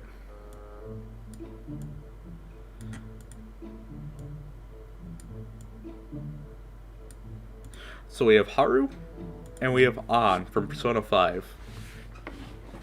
Now this is where I'm actually torn. So I like them both a lot. They're really good. An I just like because like she just feels like one of the bros, you know? One of the guys. In the sense that you can just talk about whatever essentially and just have a good time. Like she's able to talk shit to you and then you're able to talk shit back to her. And like it's just overall a good time. Haru is like another example of like a refined character. But she's also very cute about it. Also down to earth. An I really like. I really appreciate her her story. It's very touching, and I don't know. I like how she developed throughout the story and how like her and what's her name, Makoto, develop as characters, especially in the anime. I think it wasn't done in the game too much, but like in the anime, like they become sisters, and it's so endearing. It's so nice. An's just very down to earth. You can have a conversation with her. She's not the brightest academically, so it's always funny seeing her and Ryuji, always trying to scramble for finals, and like she's trying to be serious about it, but she also knows like, well, I'm screwed. Oh well. And then Haru, you know, she's like she looks like a poodle, especially with the hairstyle. I know some people call her the poodle. And also, like, they're just both very great. Both also very attractive, but they have amazing personalities, and I really like it. Haru is, how to say? Yeah, refined, elegant, also very cute, also down to earth, willing to have a conversation with you, also really likes plants. I don't understand people's fascination with taking care of plants. But also I kind of like it because, like, it's very hands-off, like, you know, you just do a few things for plants and bam, it grows up real nice. But yeah, no. I also like An where at times where like she tries to act very cute. I remember there's one point where Ryuji goes like, "Can you stop acting like you're some freaking anime character that's not attractive in the real world?" I thought that was a great scene. Yeah, no. I really liked An. She was amazing.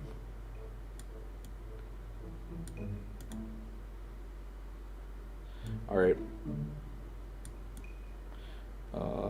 Right there. Right there. Okay.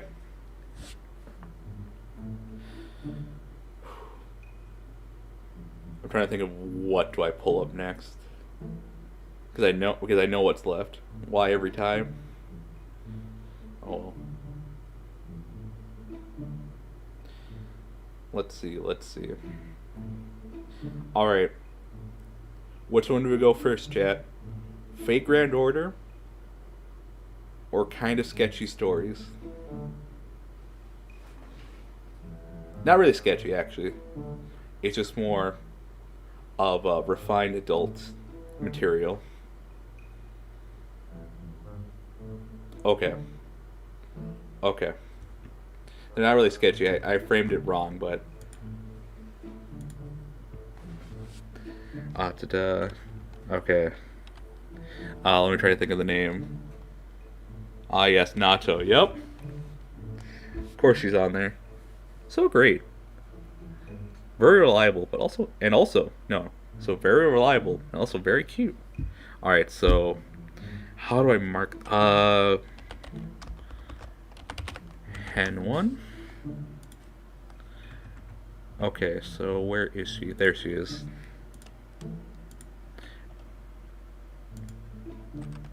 Oh, she's also your main on Arena. Okay, I've never actually played the Arena games.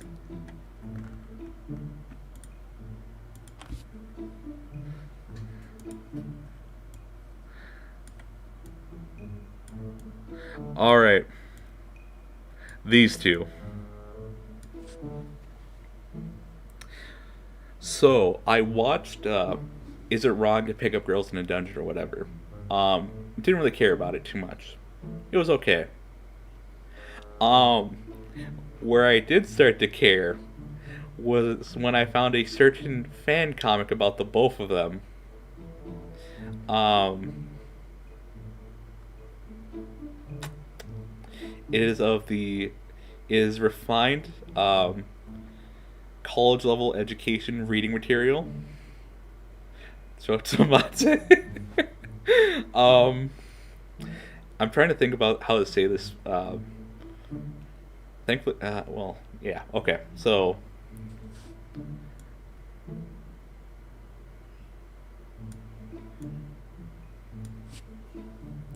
there is certain reading material that involves these two, and when I learned it was these characters in that story, yeah, oof, um, they instantly became waifus. I don't know how much more I can say.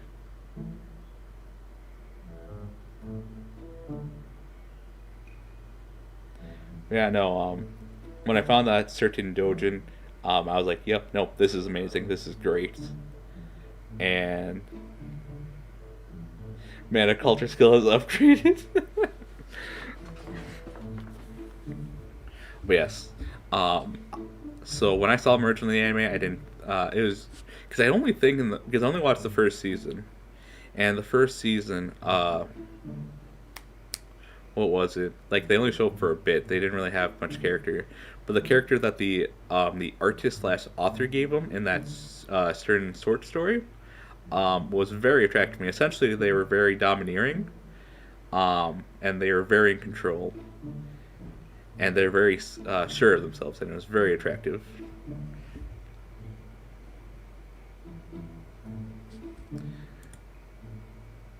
Actually, no. While that's up, I'm gonna bring up another one. Oh.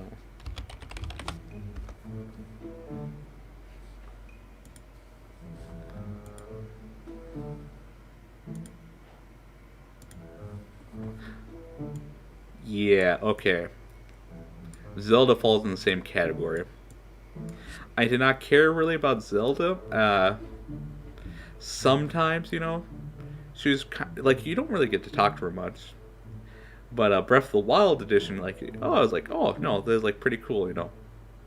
Like she's kind of cute. And then a Dojin came out. No, okay. This is the wrong picture to have. Actually, I realize that now. But the Dojin I'm talking about does not involve dogs. Okay, so get that out of your head right now. There is no dog. I just thought the dog was very cute, and I realized how this might be misinterpreted. But no, there is no dog. Yeah, it always comes back to the college literature. Yep. Oh God, Corner. Hello. I'm just exposing myself right now. Secret code for book? I don't know codes. I don't keep codes, Rima.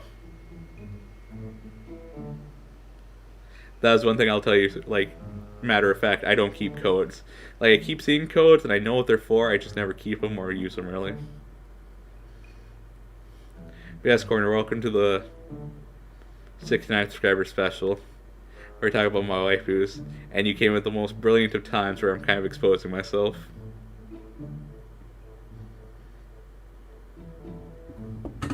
Wait. Alright.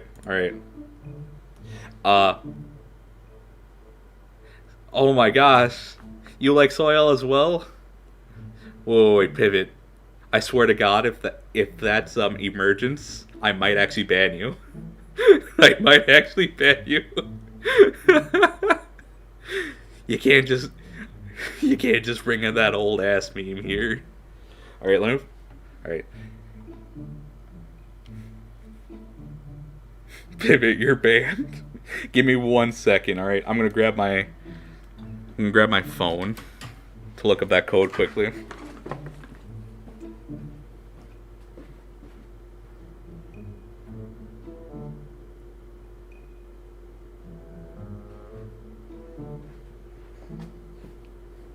Swear to God if that's emergence.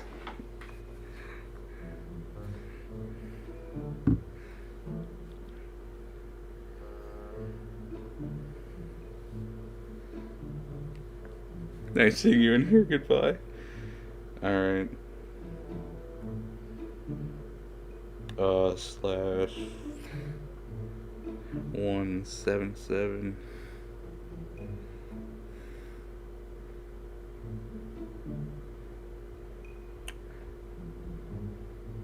Wait, what?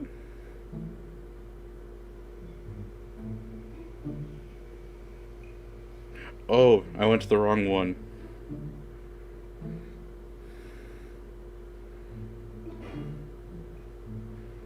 It's .net EN 177.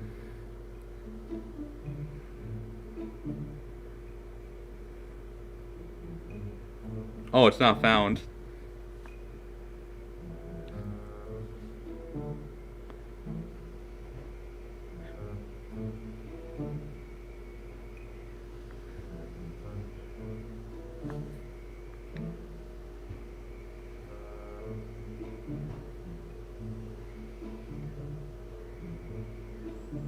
Am I even on the wrong side? Am I even on the right side?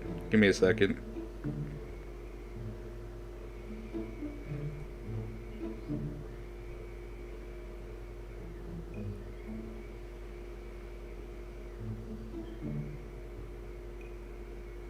Oh, okay, that's why.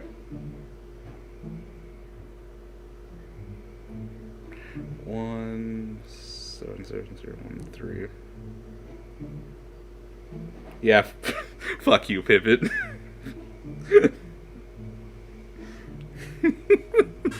Yeah, okay, yeah. It's that one. Again, I don't remember codes, I don't keep codes, so but I know that people like to post that one a lot. You're not gonna ban Pivot. Alright, yeah. So there's a certain doujin I saw for Zelda. It was about her posterior, and that's all I'll say about that one. Shouldn't be too hard to find. If you go to a certain site where you're able to use codes, it'll probably be the top rated one for her. And essentially in that one she's just a tsundere. It was really cute. Recognizable? Yeah. So yeah, these three essentially I became interested in after that, after some fine scholastic reading. Alright, Pivot, let me check that code. Again, I don't keep codes, nor do I usually use them.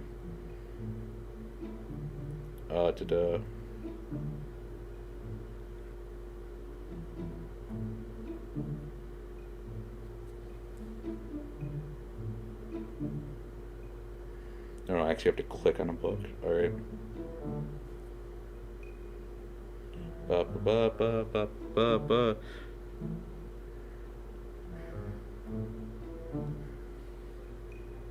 Yeah, that's the right one. That's the one, Pivot. These codes are for nothing nefarious. But if I were to say if that code were to lead you to a book, yes, I would say that'd be the one I was talking about. Actually, probably goes the same for these two. The most popular one you can find for these two is probably the one I'm talking about. That's all I'm gonna say for that one.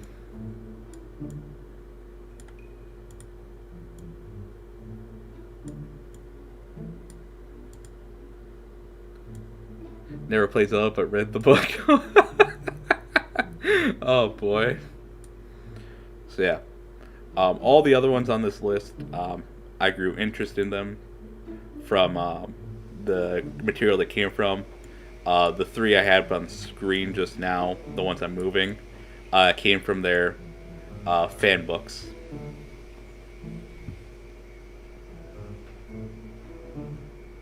Parkour. This next. All right, so yeah, I didn't know how I was gonna frame that whole conversation. I didn't want to get banned by YouTuber or anything or get a strike. But yeah, these ones came from more adult literature, college literature, if you will. What's my number one? All right, let's see. Coroner, since I know you're on, since I know you have limited time because you're on break probably. So this is one of them.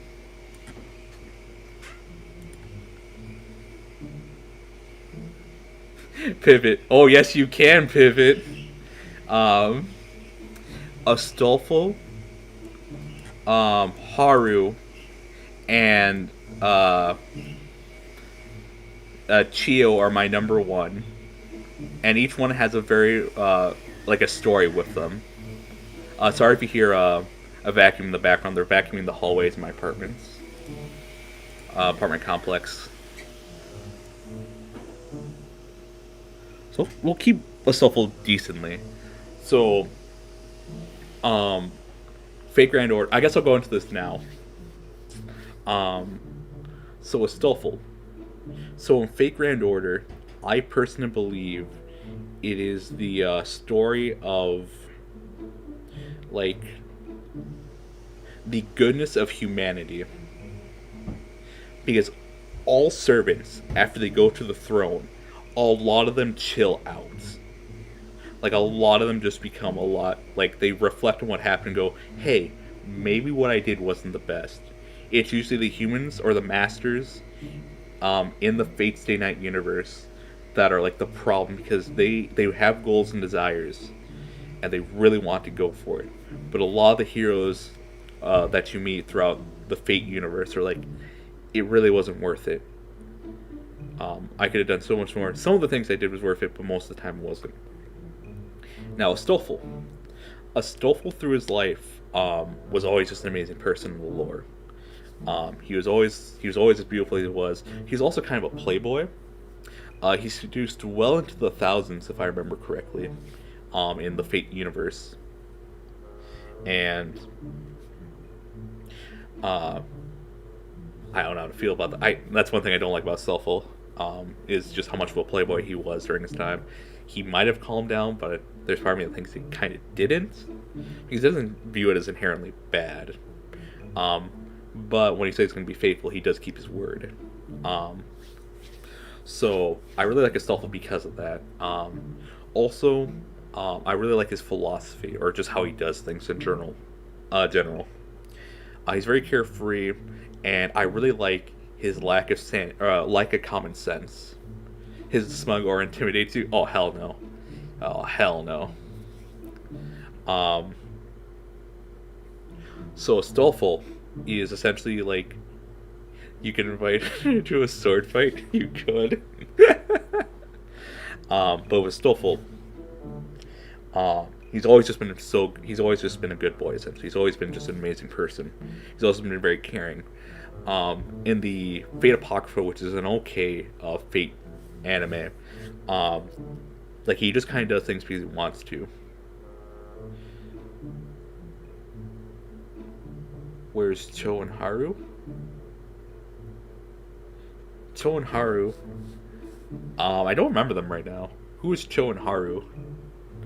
While you're typing that, I guess I'll keep going. And with Stoffel, his lack of common sense is so beneficial because he's not plagued by these societal norms, and he just does things because he wants to. And because he already has such an innate good nature, it doesn't really matter what he does, because it technically will be a good deed in the end. Like I remember, like what is it? The main character, Fate Apocrypha, comes up to him and goes, "Oh, I need help," and he goes, "Okay," and just hides him. He knows he's gonna get in trouble if he's found out, but he doesn't care. He could care less if he gets in trouble. because he just wants to do good and wants to have a good time. Um, so I think Astolfo is one of the three that are number one. The other two you see in the corners are also number one. Oh, where's Chio and Haru? Oh, wait, what? Wait, no. Where's Chio and Haru? Holy bean. Yeah, no. Like, I just like how Astolfo, like, just does his life. And I do feel like that has affected my own lifestyle in a way, and how I do things. Because, well, yes, you do want to think something through. There are other times where it's just like, no, you kind of just need to do it because you want to. And of course, because we do have common sense, unlike Astolfo, there are things you do have to consider. But with Astolfo, because of his innate good nature, he's able just to do things on the fly because he's been doing this his whole life. That's just how he's operated. So he doesn't really need to think about what he wants to do. He just knows what he wants to do. And that's something a lot of us don't get to. Where we know what we want to do, but we just don't do it because of something holding us back. And then we have Chio from Nozaki, Monthly Girl Nozaki-kun, and Hotaru, right here.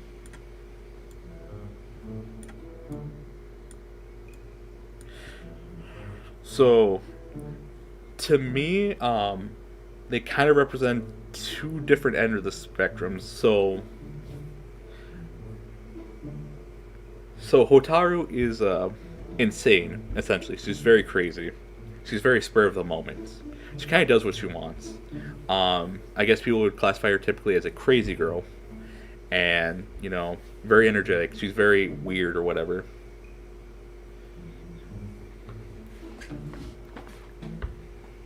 But I really do like her energy and just, like how she makes the main character just interact in activities because she feels like doing it. And they're usually very, like, entertaining segments of the show. And that's why I kind of like Hotaru. Yes, she's very attractive. Yes, she's packing a lot of heat or whatever. But I really like that energy she has. Because when I think of myself, like, I'm very... Oh, I'm at the other two in your numbers. Oh, okay, yeah. Chio and Hotaru. Like, with Hotaru, I love the energy she has. And I feel like if I were around her, if she were my wife, who actually, like, it would promote me to actually do more stuff in my life. And just try different things out. And because she's so positive about the events, they're like, she has these weird analogies for situations. It'd always be entertaining. And even if it wasn't entertaining, it'd just be something that we did. That'd be a little different, because it's always something different of her. And even when they do go back to certain things, again, there's always a new twist. There's always something she wants to do different. And I really do like that. And again, yes, of course, she's very attractive. But, like, I don't know. I like the idea that she's really into candy and how she can fit all of these different metaphors of candy or whatever into the situations and her general fascination. Yes, of course, sometimes she'd be very lewd about it. Lewd about it. But, like, to her, like, this is just enjoyment. This is her entertainment. This is what she does. And then we have Chio. So originally when I was going to do this list, I was going to have a little scale. It wasn't going to be a tier list. It was going to be a scale where we go from most crazy to, like, kind of cold, or is this more of, like, they're more serious or whatever. Hotaru is going to be on the extreme of of craziness, of just, like, kind of radical or just free thinking or whatever. And then I didn't know who was going to have on the end of this serious kind of nature. But with Chio, I knew for a fact she was going to be in the middle. So Chio and Monthly Girl Nozaki-kun I really like her because she can go from the two extremes pretty well. Where, sometimes she's like the voice of reason, like, hey, we can't really do this. And sometimes she delves into the bullshit and goes, okay, no, we're going to roll with this. So I think, like, the first episode's a good example where she's helping Nozaki-kun write a scene, and he's trying to figure out how to do the bike scene, where it's like, oh, let's walk back to your place, or let me give you a ride or whatever. And he needs like some help writing the scene. So he's like, oh, why don't we try having a two-person bicycle? So at first, Chio, is kind of distraught from this scene because it's not as romantic or as flashy as the typical bike scene that he writes. And she's kind of distraught, and then like they try to do a few things to like spice it up. It's like, oh hey, how about you? So Nozaki goes, oh, this isn't really appealing. How about I try all the pedaling? And so like he does all the pedaling on this two-person bike, and after he finishes his little segment, he goes, how was that? And she goes, I felt nothing but guilt. I just let me help you pedal the bike. And it's like they go through that toll, and she's distraught. She wanted this to be a romantic outing or whatever, get close to Nozaki. Didn't work out. Next day, I forget why she did it, but she was like, no, we're gonna do this. So like she comes to school and she has a two-person bike and goes, hey Nozaki, let's go for a bike ride. Let's make this scene work.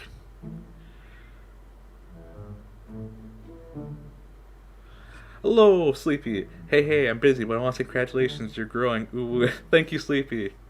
Hope everything you're doing that you're busy with goes well. But yes, thank you for stopping by. Glad you can come. My ideal GF right there, because she's like the same brain cell with me. Yeah, no, Chio is just so good. Like with her, it's typically this dynamic of at first she's very confused or doesn't know how to respond to something. But as soon as she gets along into the flow of it, she'll be a natural at it. Like she just follows along with it, she just gets it. And of course there's some things where it's just like she's good luck, senpai. Ooh, bye, Sleepy. Hope everything goes good with what you're busy with. Hope it goes well. Good luck on your schoolwork.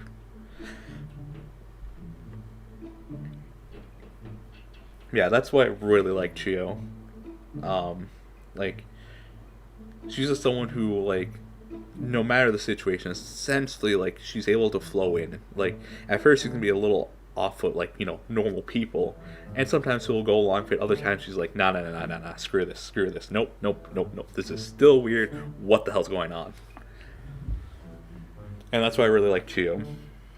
Like of course she's nice, very cute, but like I really appreciate that dynamic she has where she can go with the bullshit, or she can stick true to it. It's like, nah. This is weird. What are you guys doing?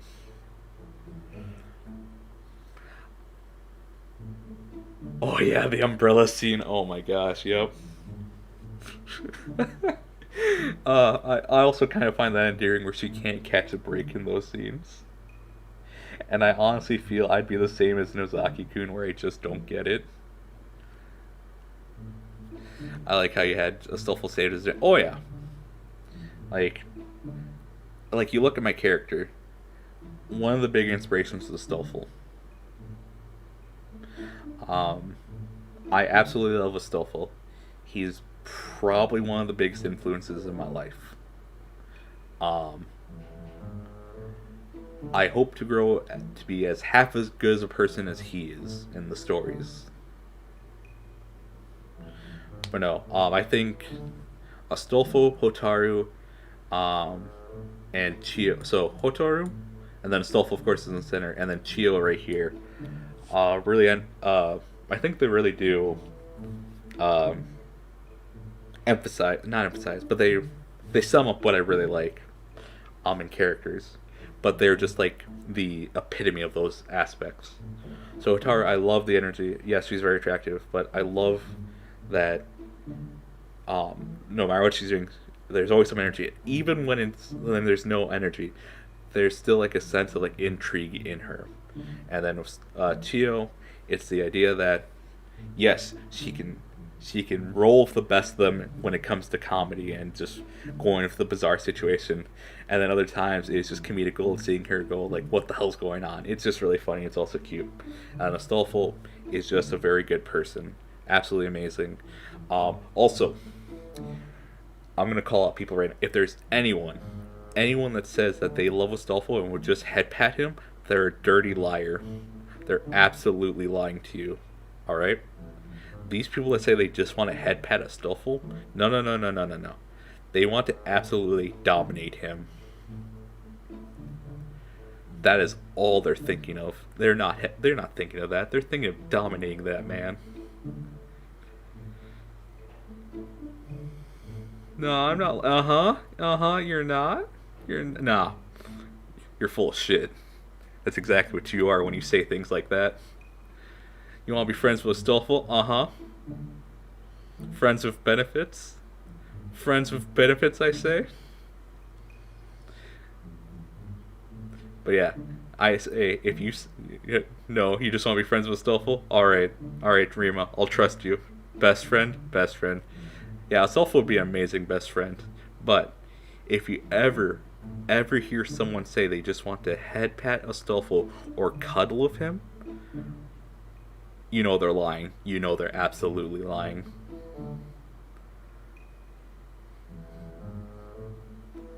They're gonna wring that man dry.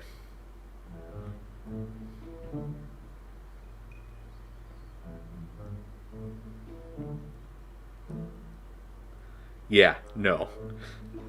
This is one thing I'm not willing to say, oh, maybe. Nah. It's all of them. Any of them that say they just want to have a cute, fluffy relationship with him, nah. Like if you're in any romantic relationship with him and you say you just want to cuddle, nah, you're lying. You're just not willing to say what you really want to do to him. I will die on this hill. Love the lineup.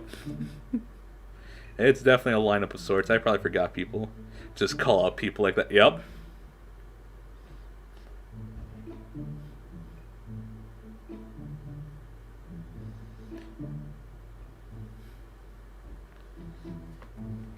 I ain't afraid to call out people who say they just want to. If they're in a romantic relationship with a Stoffel and they say they just want to cuddle and head pat them, they're dirty liars. Never trust them.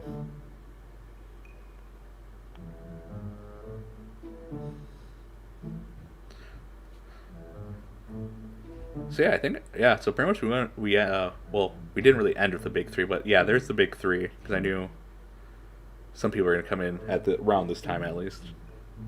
But yeah. So I think of those three, they pretty much just sum up what I like in a person. So you can tell. So I think you can definitely tell if these characters like their interests. Like it's their interests. Like the only time I don't think I care about an interest is just when they're following a trend, and that's about it. But like Tio, she's really into arts. Like that's what she really likes. But also she really likes the sweeter stories that Nozaki-kun writes. And she learns to have more interest as the show goes on because of the people she meets. But yeah, she starts to get more interested. Hotaru's whole interest is that she likes candy and that she really wants to make the best candy in the world. That's her whole thing. That's her main interest. That's what she likes. No, I don't want to be just friends with Stoffel. Alright? I actually want to have a loving relationship, but yes, I will dominate him. I'm not afraid to say these things. Like, I think saying that is less hard for me to say than to say that like I've been reading college education books on Zelda and those two Amazons from Is It Wrong to Pick Up a Girl in a Dungeon. Like me saying that for itself, nah, easy, rolls right off the tongue. But saying that last bit where I found those books, that was harder. We want to dominate you? No. Absolutely not. He is a writer. Nope. He is a writer, and he will ride. And that's that.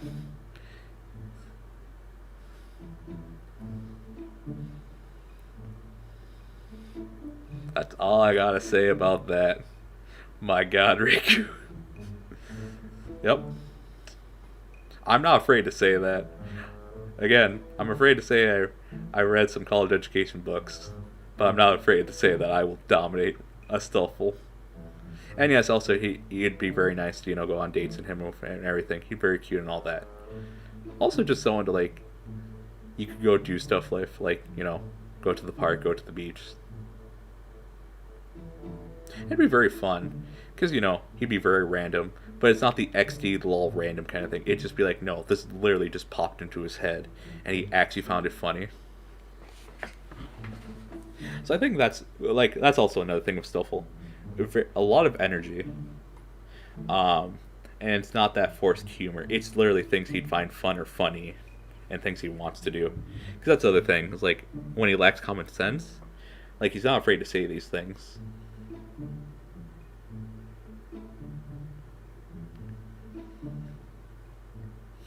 You want to be friends with Stoffel? Nope. Dominate him. Make him my lover. Dominate him. 2-step plan.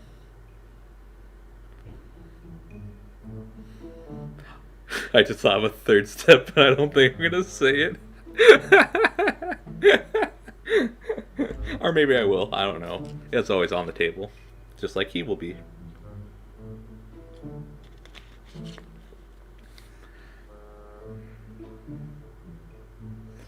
No, it's not profit. I don't think you can profit with Stoffel. Not in the literal sense, at least. No, it's make him into a bakery because he's gonna get bread.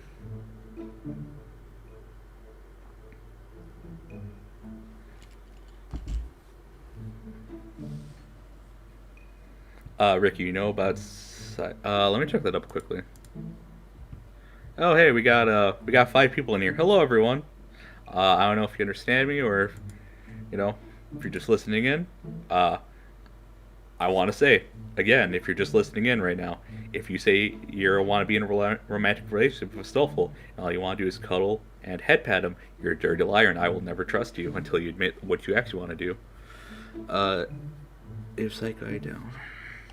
So let me type in that. Okay, there we go. Oh! Is this another cute boy?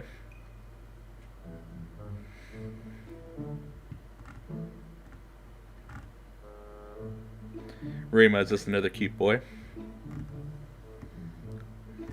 Actually, I think it is. Oh yeah, cute boy? Okay. I don't know. Asulful's the only one for me. Like, that's why I kind of brought up, when you brought up Ruka earlier on. I know, but I'm glad I made it to this stream. I'm glad you got here too, Corner, as I got to expose myself a bit. But I do feel like, I feel like people had fun with my explanation of these things. Also, I gotta call people out, which is always fun. Run while you can. It's not that. We've essentially hit the worst of it. But yeah, bye, Corner. Hope the rest of the day your work goes well.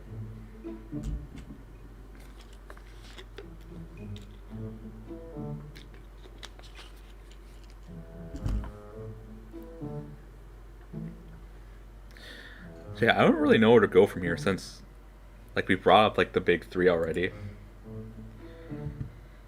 I don't know if there's a 4th. I don't think there's a 4th. No, there is a 4th.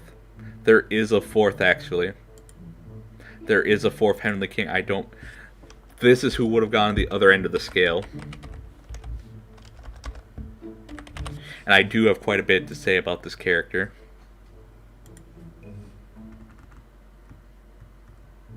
So, okay, let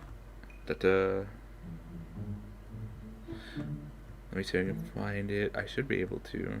There we go. Okay.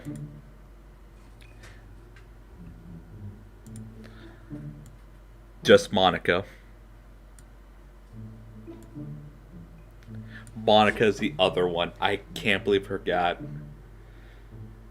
I should have put her as one of the first people I forgot about that. No. Monica's the other one. She would have been on the one that's more on the serious side. Okay, where to start with Monica? Monica, in my opinion, is a super amazing character. She is phenomenal. I absolutely love her story, and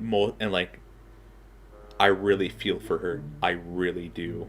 Okay, let's start. So I don't. Okay, so I know the general gist of DDLC, and I've played through it myself a bit. I think I've done like one playthrough, but then I saw the rest by another person. It's been a while. But everything I've seen of Monica and the backstory she potentially has, which we don't know too much of yet, because the sequel hasn't come out yet.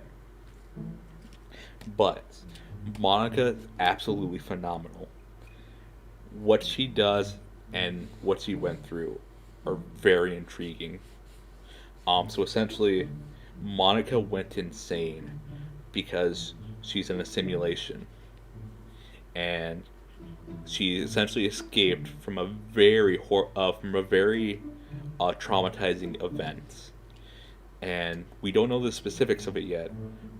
But I think what we know of so far is that she essentially escaped from a cult, and that's where Yuri also comes into play. She was like the host of a god inside of her, and the book she has greater symbolism. But again, we don't know too much of it. Maybe we do because of all the Easter eggs they put in, and maybe the Easter eggs mean nothing. Maybe there will never be a sequel series. Maybe that'll happen. But for right now, that's what we know. And Monica goes insane, and she's a very good person. But when you're stuck in that hellhole of a simulation and you keep repeating things, and everything has been set in stone to happen, you're bound to go crazy. So then when your character comes in, she's finally introduced to someone that is able to do something that isn't programmed. Of course, you still have to follow the programming of the code or whatever, but in her eyes, you have free will. You're able to do what you want. You're able to say what you want. And she gets extremely jealous when you start interacting with the other girls, because they're essentially AIs. She's the only person who's really herself. I think that's the case. They also might be the case that they are themselves as well, but they don't have the awareness that Monica does, and because they don't, they're not suffering like she is. So, just with that, I really feel for Monica. But when she isn't like that, she's so good. She's a very kind individual. I like the fact that she was part of the debate club. I think that was something mentioned early on before she made the literature club, and that's an interesting aspect, because I don't know if you guys. I think that would have been an interesting mechanic in the game, where at the end you're debating Monica about what she's done, and you make her see what she's like. The errors are in her ways, but because you understand that she's going through this hellhole or this hell cycle, that's understandable why she did, but it was still wrong. I think that would have been interesting to do instead of just deleting her files. But no, when you read some of the Easter eggs, she's very caring in that she tried to do the simulation to protect her and her friends from whatever was going on, and that she's just biding her time until she can do something.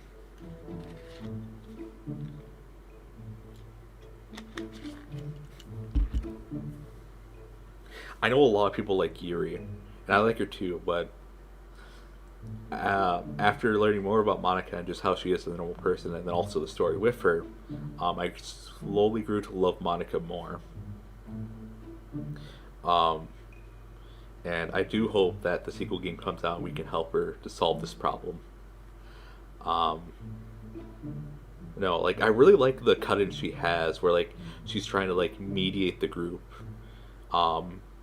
I remember in some of those scenes when I played it, like it was very telling about her character, where like she was kind of like, oh hey guys, maybe we should do that, and then sometimes she'd also have like a nice little quip in there or whatever.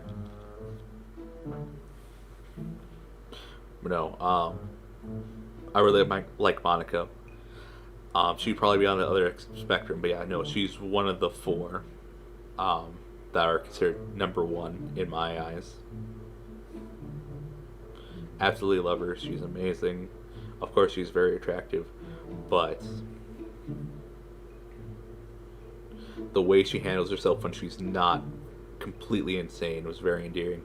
And then when she does go through this insanity later on in the game, you really feel for her. And you kind of understand where she's coming from, where it's like, why do you love these people who are set in code, essentially, to act the way that they do? And not someone who's actually able to decide for themselves.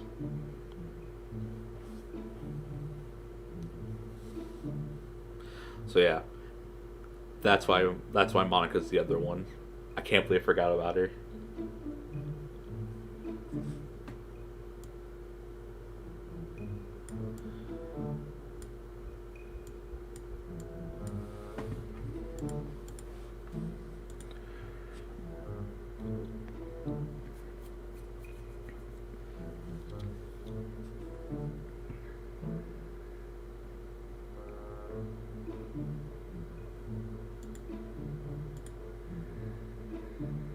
Let's see. Yeah, honestly, I could bring up a few more. Yeah, thank you. Um, it probably isn't too good of an explanation. Well, yeah.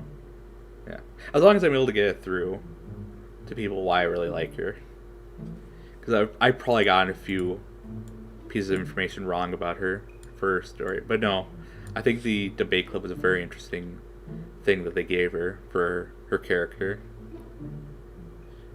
It's because again that could have been something that she just made up for the simulation, but it's a very interesting choice that they made for her, for herself at least, to explain what she did before literature club. So I feel like she was part of debates when she was part of that cult or thrown into the cult, where they did have to have lengthy arguments about what to do next. I think she was a doctor, I think, in that prequel or whatever. But yes, Monica, absolutely love her. I like her more than Yuri. I understand when people like Yuri. I do feel like Monica is better though. Let's see, I think at this point I have 4 more people I could talk about. But I don't think I really need to talk about them. So the other ones would have been, 3 of them would have been from Fate Grand Order. It would have been Jolter, Mash, and Sanzang. And then the other one would have been from Toradora. It'd be Ami. I really like Ami. Jolter, she's a tsundere, but she still, it's weird, her dynamic. So I guess I'll bring her up since she's one of the more interesting ones to talk about.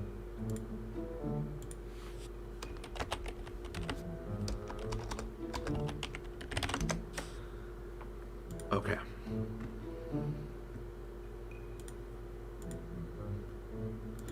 Okay, Jolter. She is interesting in the fact that she denounces God when she's an Avenger, because God abandoned her to die on the cross, or the witch trials or whatever. But she still has that devotion. I would have to read on this, but like, she knows God is real, and she knows that everything she does will get her burned to hell. And she knows what she does is wrong, but she still decides to help you and still has a conscience.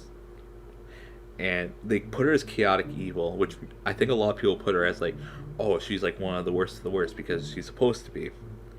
But that's not really what Jolter is. Once again, oh yeah, she's very popular, and because she's a tsundere, you can bully her or whatever. That's what people like her. But I feel like I don't want to say like, oh, I'm the only one who knows how to like her. It's just that I feel like there are people who like her just because she's a tsundere, and that's about it. And that they can tease her and that she's attractive or whatever. But I like that conflict she has within her, where she she still wants to do good, but she just sees herself as bad, and this is what I'm supposed to do, because she is summoned from the Grail from Giles, and because she's summoned by Giles, he wants revenge for Jonah, because they killed essentially this holy woman. How could you do this? She only tried to help you, so he wants revenge. So he kind of places that on Jolter, but Jolter at her core, yes, does want to get revenge against like the people who did it, but she really doesn't want to condemn the world.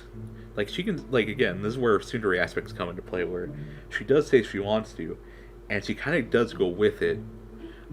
When you first meet her, but when you summon as a servant, like she quote unquote reluctantly helps you, but she really does care. It's just that she's going about it a different way from the original Joan of Arc. She realizes that, she has to get her hands dirty. She can't be like, Joan of Arc. And how she's like pure and, can do no wrong or whatever.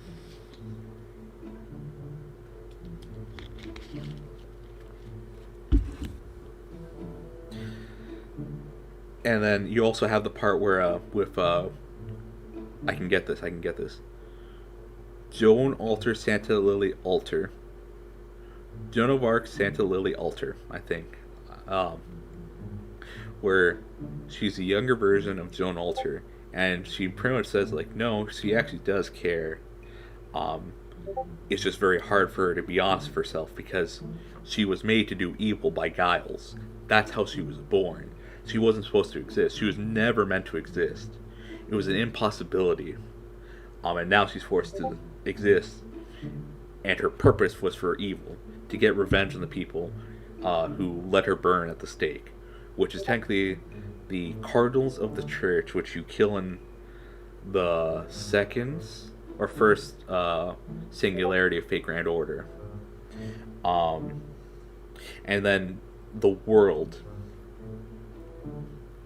But again, when you summon her, and because of the mechanics of Fate Grand Order, when you summon someone, it's because they're responding to your cult. They want to help you. Very rarely it's because they've just been dragged in on this. No, most of the time they're, like, I think if I remember correctly, they are responding to you. They want to work with you. Because it's not like the summoning in Fates Tonight where you need an artifact and you forcibly summon them. No, they help you because they're responding, they want to. Or they're just bored, but that's another reason if they want to. So yeah. Jolter, I like her because she's interesting. There's some layers in there. There's some reluctance from her. Especially how she carries herself. And yes, of course, you can tease her, you can bully her. That's very great too. And I just like the fact that there is a lot of depth for her. There is some conflict that you do help her with when you go to Shinjuku in Fate Grand Order. Not really help her with, but it's just like she just becomes a lot more comfortable with you and can be a bit more honest. Because here you are, in her eyes, an idiot. But despite being an idiot, you've managed to do a lot of great work. You've managed to do some miracles, some genuine miracles. So she knows you're not full of shit when you say, no, I want to help. And then essentially she comes to be fond of you. But because the Shinjuku Jolter and the Ultra you summon, quote unquote, in Soladi are different, you still get the idea of what she's like on the inside. Because despite them not being exactly the same, because their experiences are a bit different, at the core they're very much the same. And again, because it's Joan of Arc, Santa Lily, Alter, you get to learn more about Jolter. So yeah, that's why I like Jolter. Long-winded. I'm probably wrong on a few things. Oh well. Maybe I'll make a clarification later. Because maybe we'll do another stream like this at one point.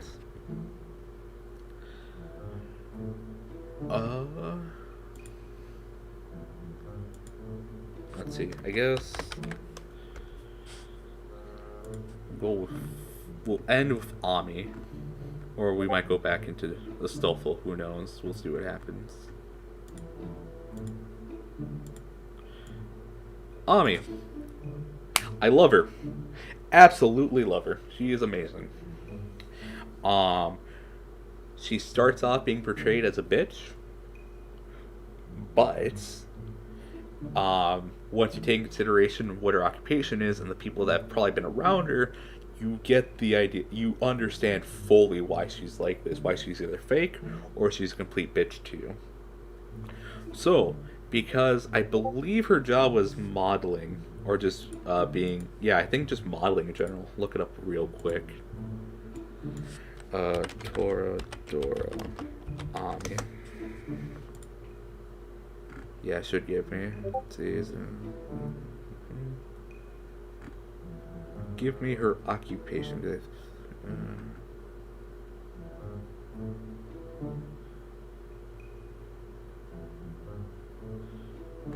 Where is it? Where is her occupation?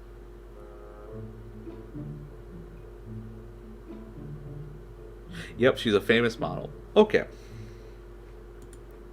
So, because she's very attractive and she knows it, and it also because she's a model, this has led to situations where a lot of fake people come up to try to, get close to her. And this led a lot of people to, essentially be very fake around her. And Ami kind of had to learn that, people aren't really great. So she had to put up an act at most times where, she's very kind, she's very considerate, or she's very bitchy to you, like she is with Taiga. No, that's not her name. I forget her name. It's a short one.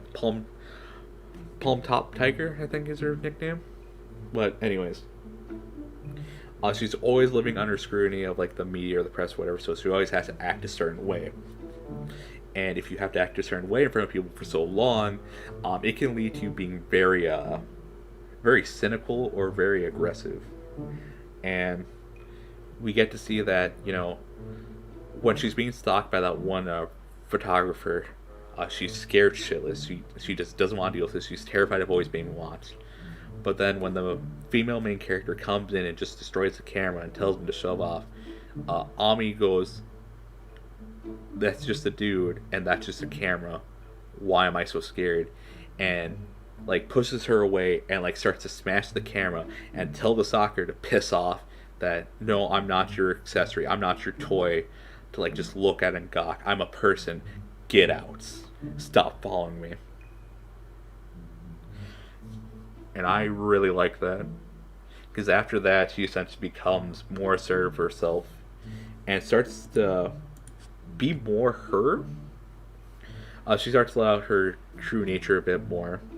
And while, yes, she can act very aggressive or off-putting, it, no, bitchy, I guess is the right word. No, she finally learns no, I don't have to deal with this. I don't have to. This is a person. This is a camera. Fuck off. I don't have to deal with that. Starts smashing the camera. And it's yep, nope, I'm me. If you don't like it, I don't care. This is me. And I really like how she interacts with the main male lead in the show, where she still can't be honest, but she's acting like herself. This is how she would be, and she does want to pursue a relationship with him, because here's a dude who didn't know who she was really, and after all this just treats her like another person, just oh hey, it's or then it's when she's acting kind of snarky, it's hey, can you not, he doesn't just say, oh my gosh, you're paying attention. He goes, hey, I really don't need you to be doing this right now. And that's why, they get along, because of how the main character is. It's just oh, yeah, no. You're just another person to me. That's how it is. He doesn't really treat her like she's some goddess or whatever, just another person. I think maybe at first he does kind of shy away from her, because I don't remember if he knows her or he doesn't. Well, if he does know her, he kind of shies away, but afterwards he's just oh, I kind of see how you really are, but I don't care. I never have. Have you seen the person that usually beats me up? You can kind of guess my tolerance, and it's not really a tolerance. I get along with them, so I'm gonna get along with you. It's not that. Yeah, again, just treats her like a person. And that's why I really like her. Is that she did have to act, like she was like such a great person, such a good person, but um, when she's not with people, she's kind of angry. She's kind of mad. She kind of doesn't want to deal with anything. Who would blame her? She's kind of always under scrutiny. She always has to act a certain way for the media.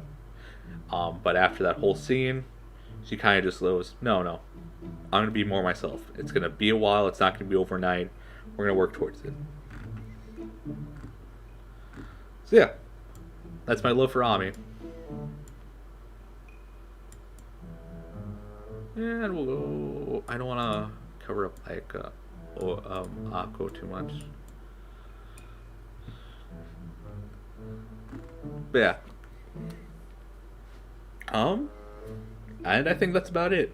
I did have like two other characters, but it's Mash and Sanzeng. Mash, I mean, if you played Frank Grand Order, you know why I love her.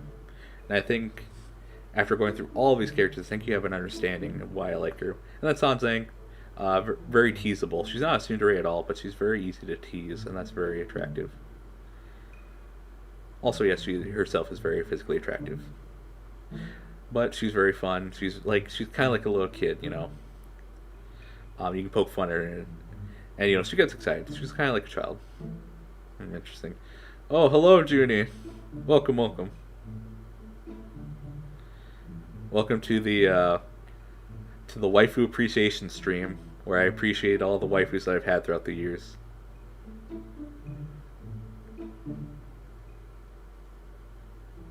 How are you doing?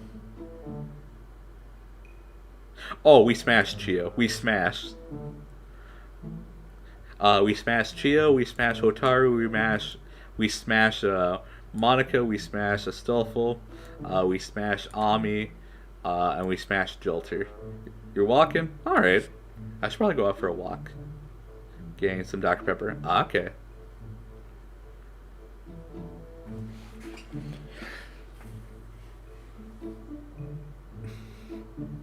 We smashed all waifus we see. Yep. The only one. Remember, so where are we at for 1, 2, 3, 4, 5, 6, 7, 8, 9, 10, 11, 12, 13, 14, 15, 16, 17, 18, 19, 20, 21, 22, 23, 24, 25, 26, 27, 28, 29, 30. We're at 30 smashes, 1 head pat. Yeah, we only have one person I just head pat in all this. So, it's a bit skewed, but overall it's pretty good. And of course I did count Astolfo, don't worry. That's another smash.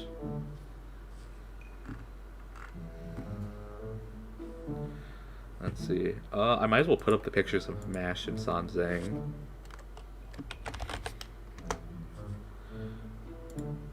Put up the eggplants. Where are you, Mash? Oh, there's some. Oh, there we go. There's Mash. Here we go. There's Mash. And then the last one, Sanzeng.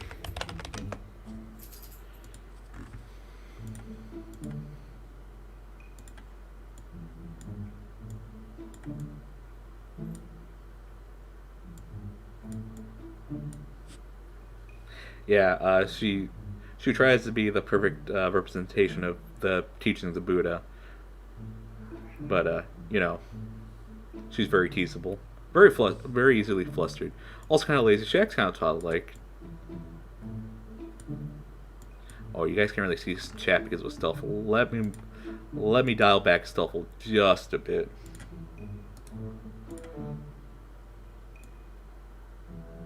Oh, it's about right there last time.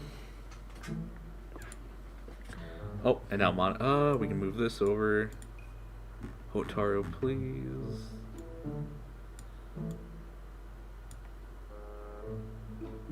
Head pack it out from here.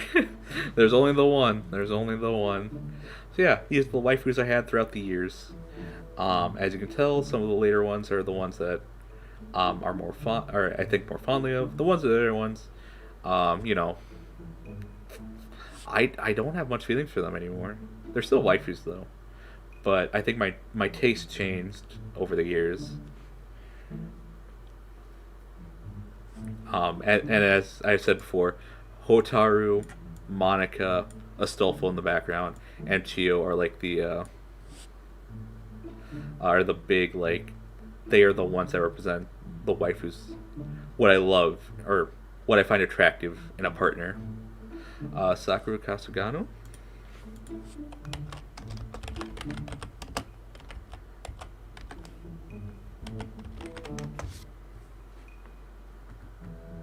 Ah, okay, okay. Oh, from Street Fighter. I don't know too much about her, actually.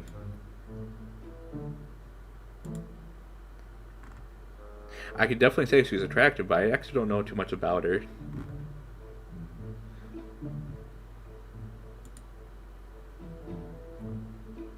Yep, Street Fighter.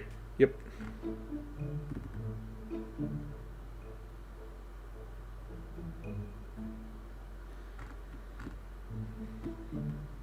I liked Jiri, I think it was.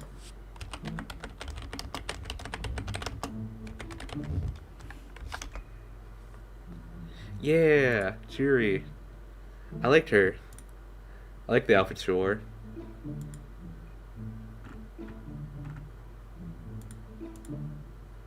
Wow, that is some stellar art of her, actually. Nice. Yeah, no, that's stellar art. Yeah, I like that. Yeah, Jiri. I like Jiri.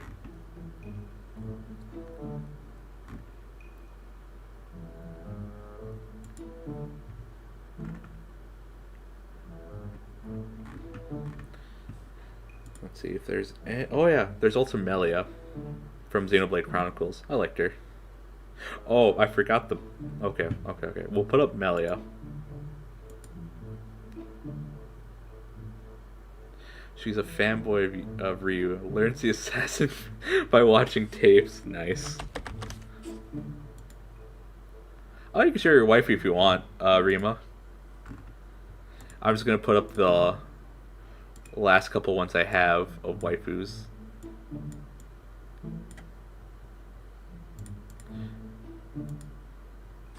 Let's see. And here's the last one.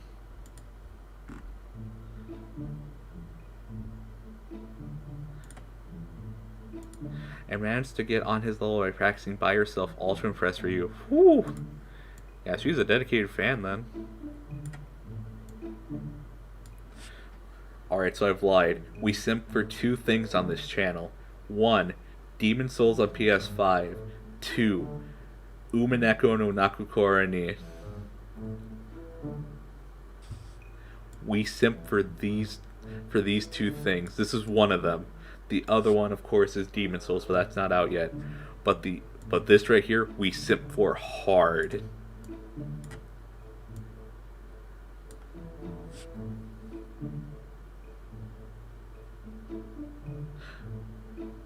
Oh, Kirineko and Takashi Rika, yeah.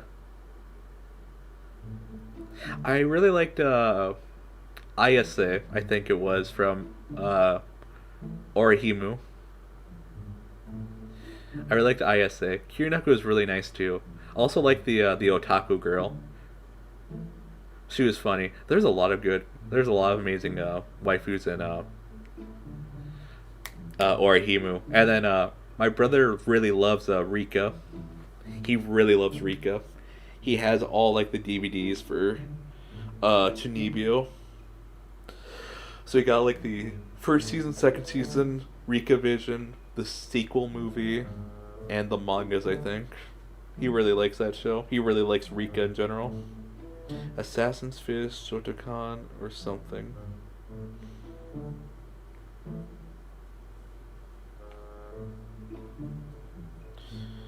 Yeah, if there ever is something that you'll see me simp for, it's Umineko and Demon Souls PS5. Umineko is one of the things that shaped how I view things and how I handle things. It is the thing that got me through high school, and it's just overall an amazing story in general. I will always remember the line that was in the seventh book. It is, without love, it cannot be seen. And that has some great ramifications throughout the whole story. But I've also taken that to heart, though. Because it is very true for a lot of things. It is an amazing story. It is very long. But if you do want a long read, this is definitely it.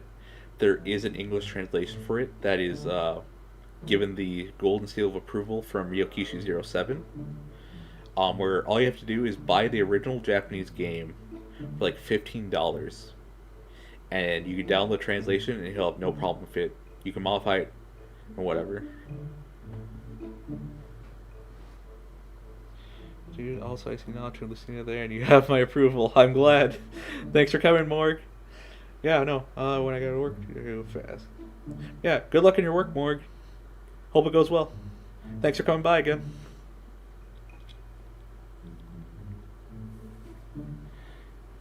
So yeah, Umineko, absolutely love it. If you do get the Japanese version of the English translation, I would highly recommend you to find the patch that also includes the PS3 graphics. So the art for the original is kind of bad, but it's still good. It's still good. But if you really, really want your eyes to look at something amazing, go for the PS3 patch as well. I think the instructions are pretty good. I don't exactly remember at the moment, but I definitely say give it a shot. It is my number one favorite series, or it's my number one favorite books. Is Umineko no Nakukorani.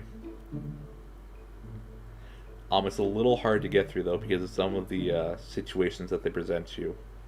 It's a visual novel, so there's not many decisions. I think there's only one or two in like the 8th book, I think. And there are 2 different endings you can get. But it is all within that 8th book, though.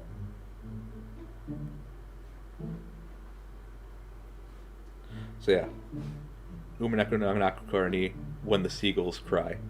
Beautiful, amazing, heart-wrenching, and just a great read in general. So yeah, Umineko is my waifu. I think that's about it, actually.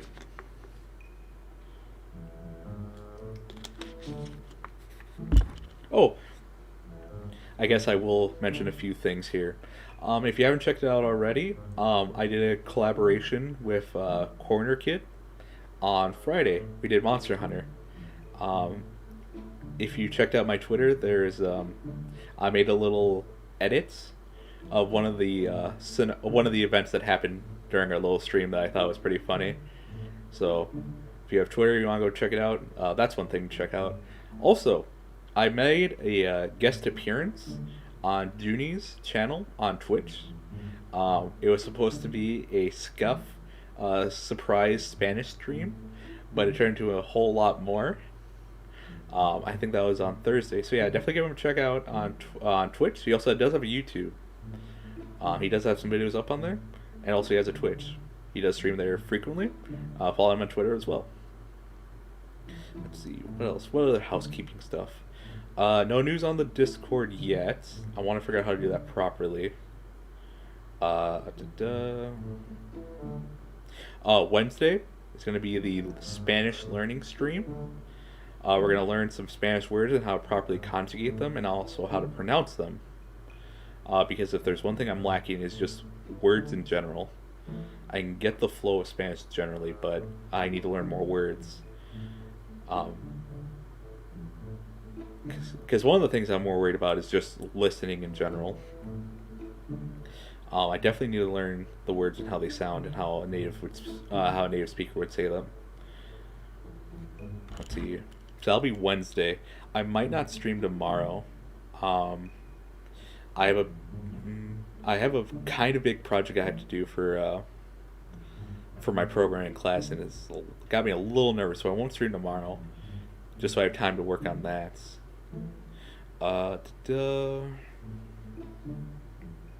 What else? What else? What else? Work on another highlight video has not yet begun, but I do have an idea of which stream I'm going to use, though. So we'll just have to survive the week and see how that goes. Let's see.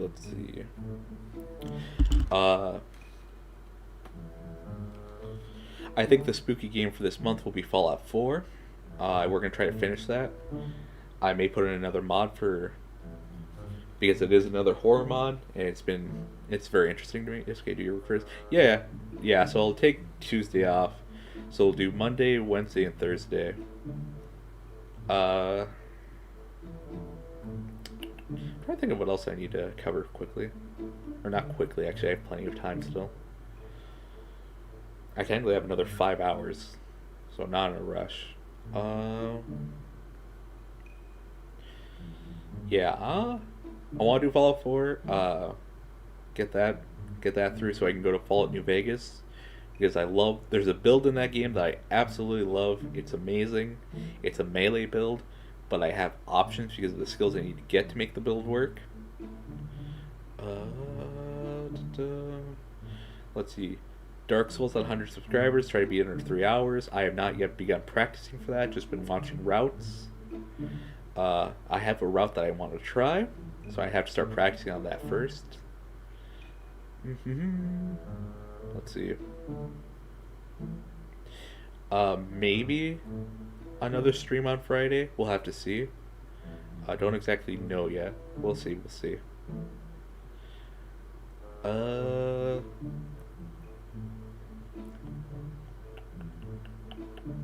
see, what did I do over the weekend? I feel like there's something else I need to mention, but of course I didn't write it down.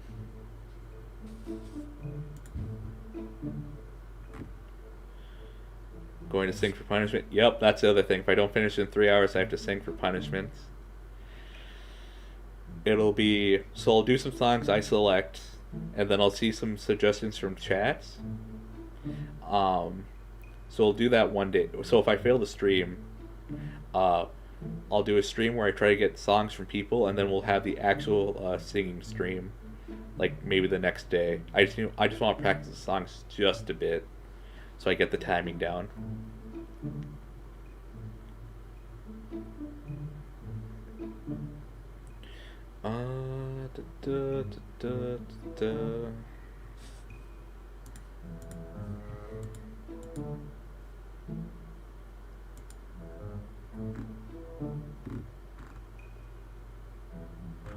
What else am I supposed to talk about?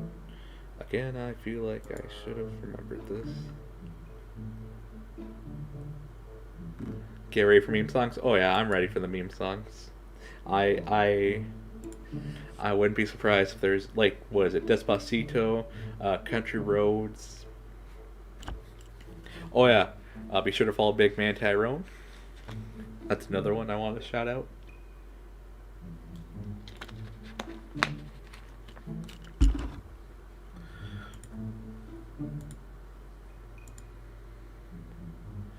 Yeah, it looks like we're only 21 subscribers away from doing that Dark Souls stream. So it should be fun. It should be good.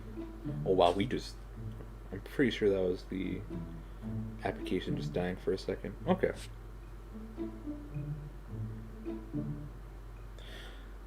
I don't, yeah, I think that's about it, actually.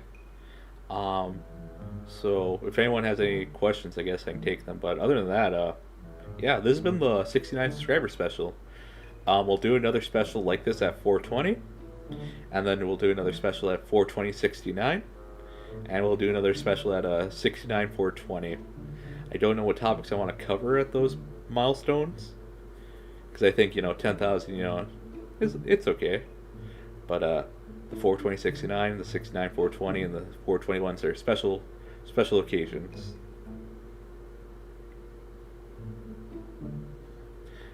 I don't know what we go over actually in those streams. I'll think of something by that point at least. Hopefully. I really don't want to blow up in just like a day or two. It's like, oh, now you have to do a 420 special. Like,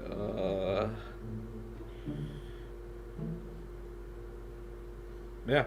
I think that's gonna be it. So let's see.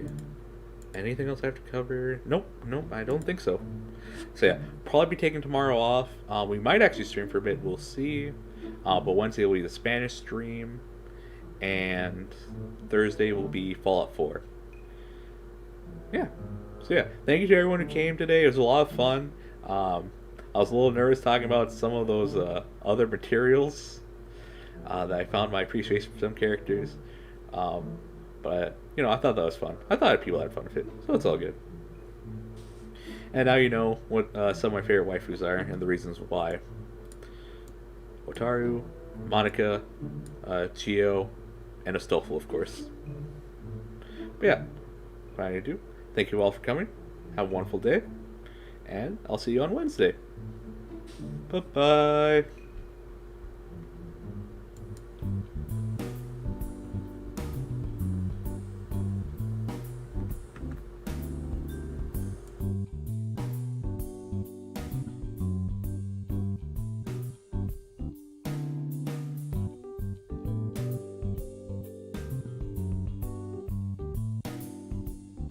So apparently I lied. We're at 80 subscribers. We're only 20 away, and now I am more scared than ever because of the next stream. We're gonna hit 100 real quick, and I'm scared.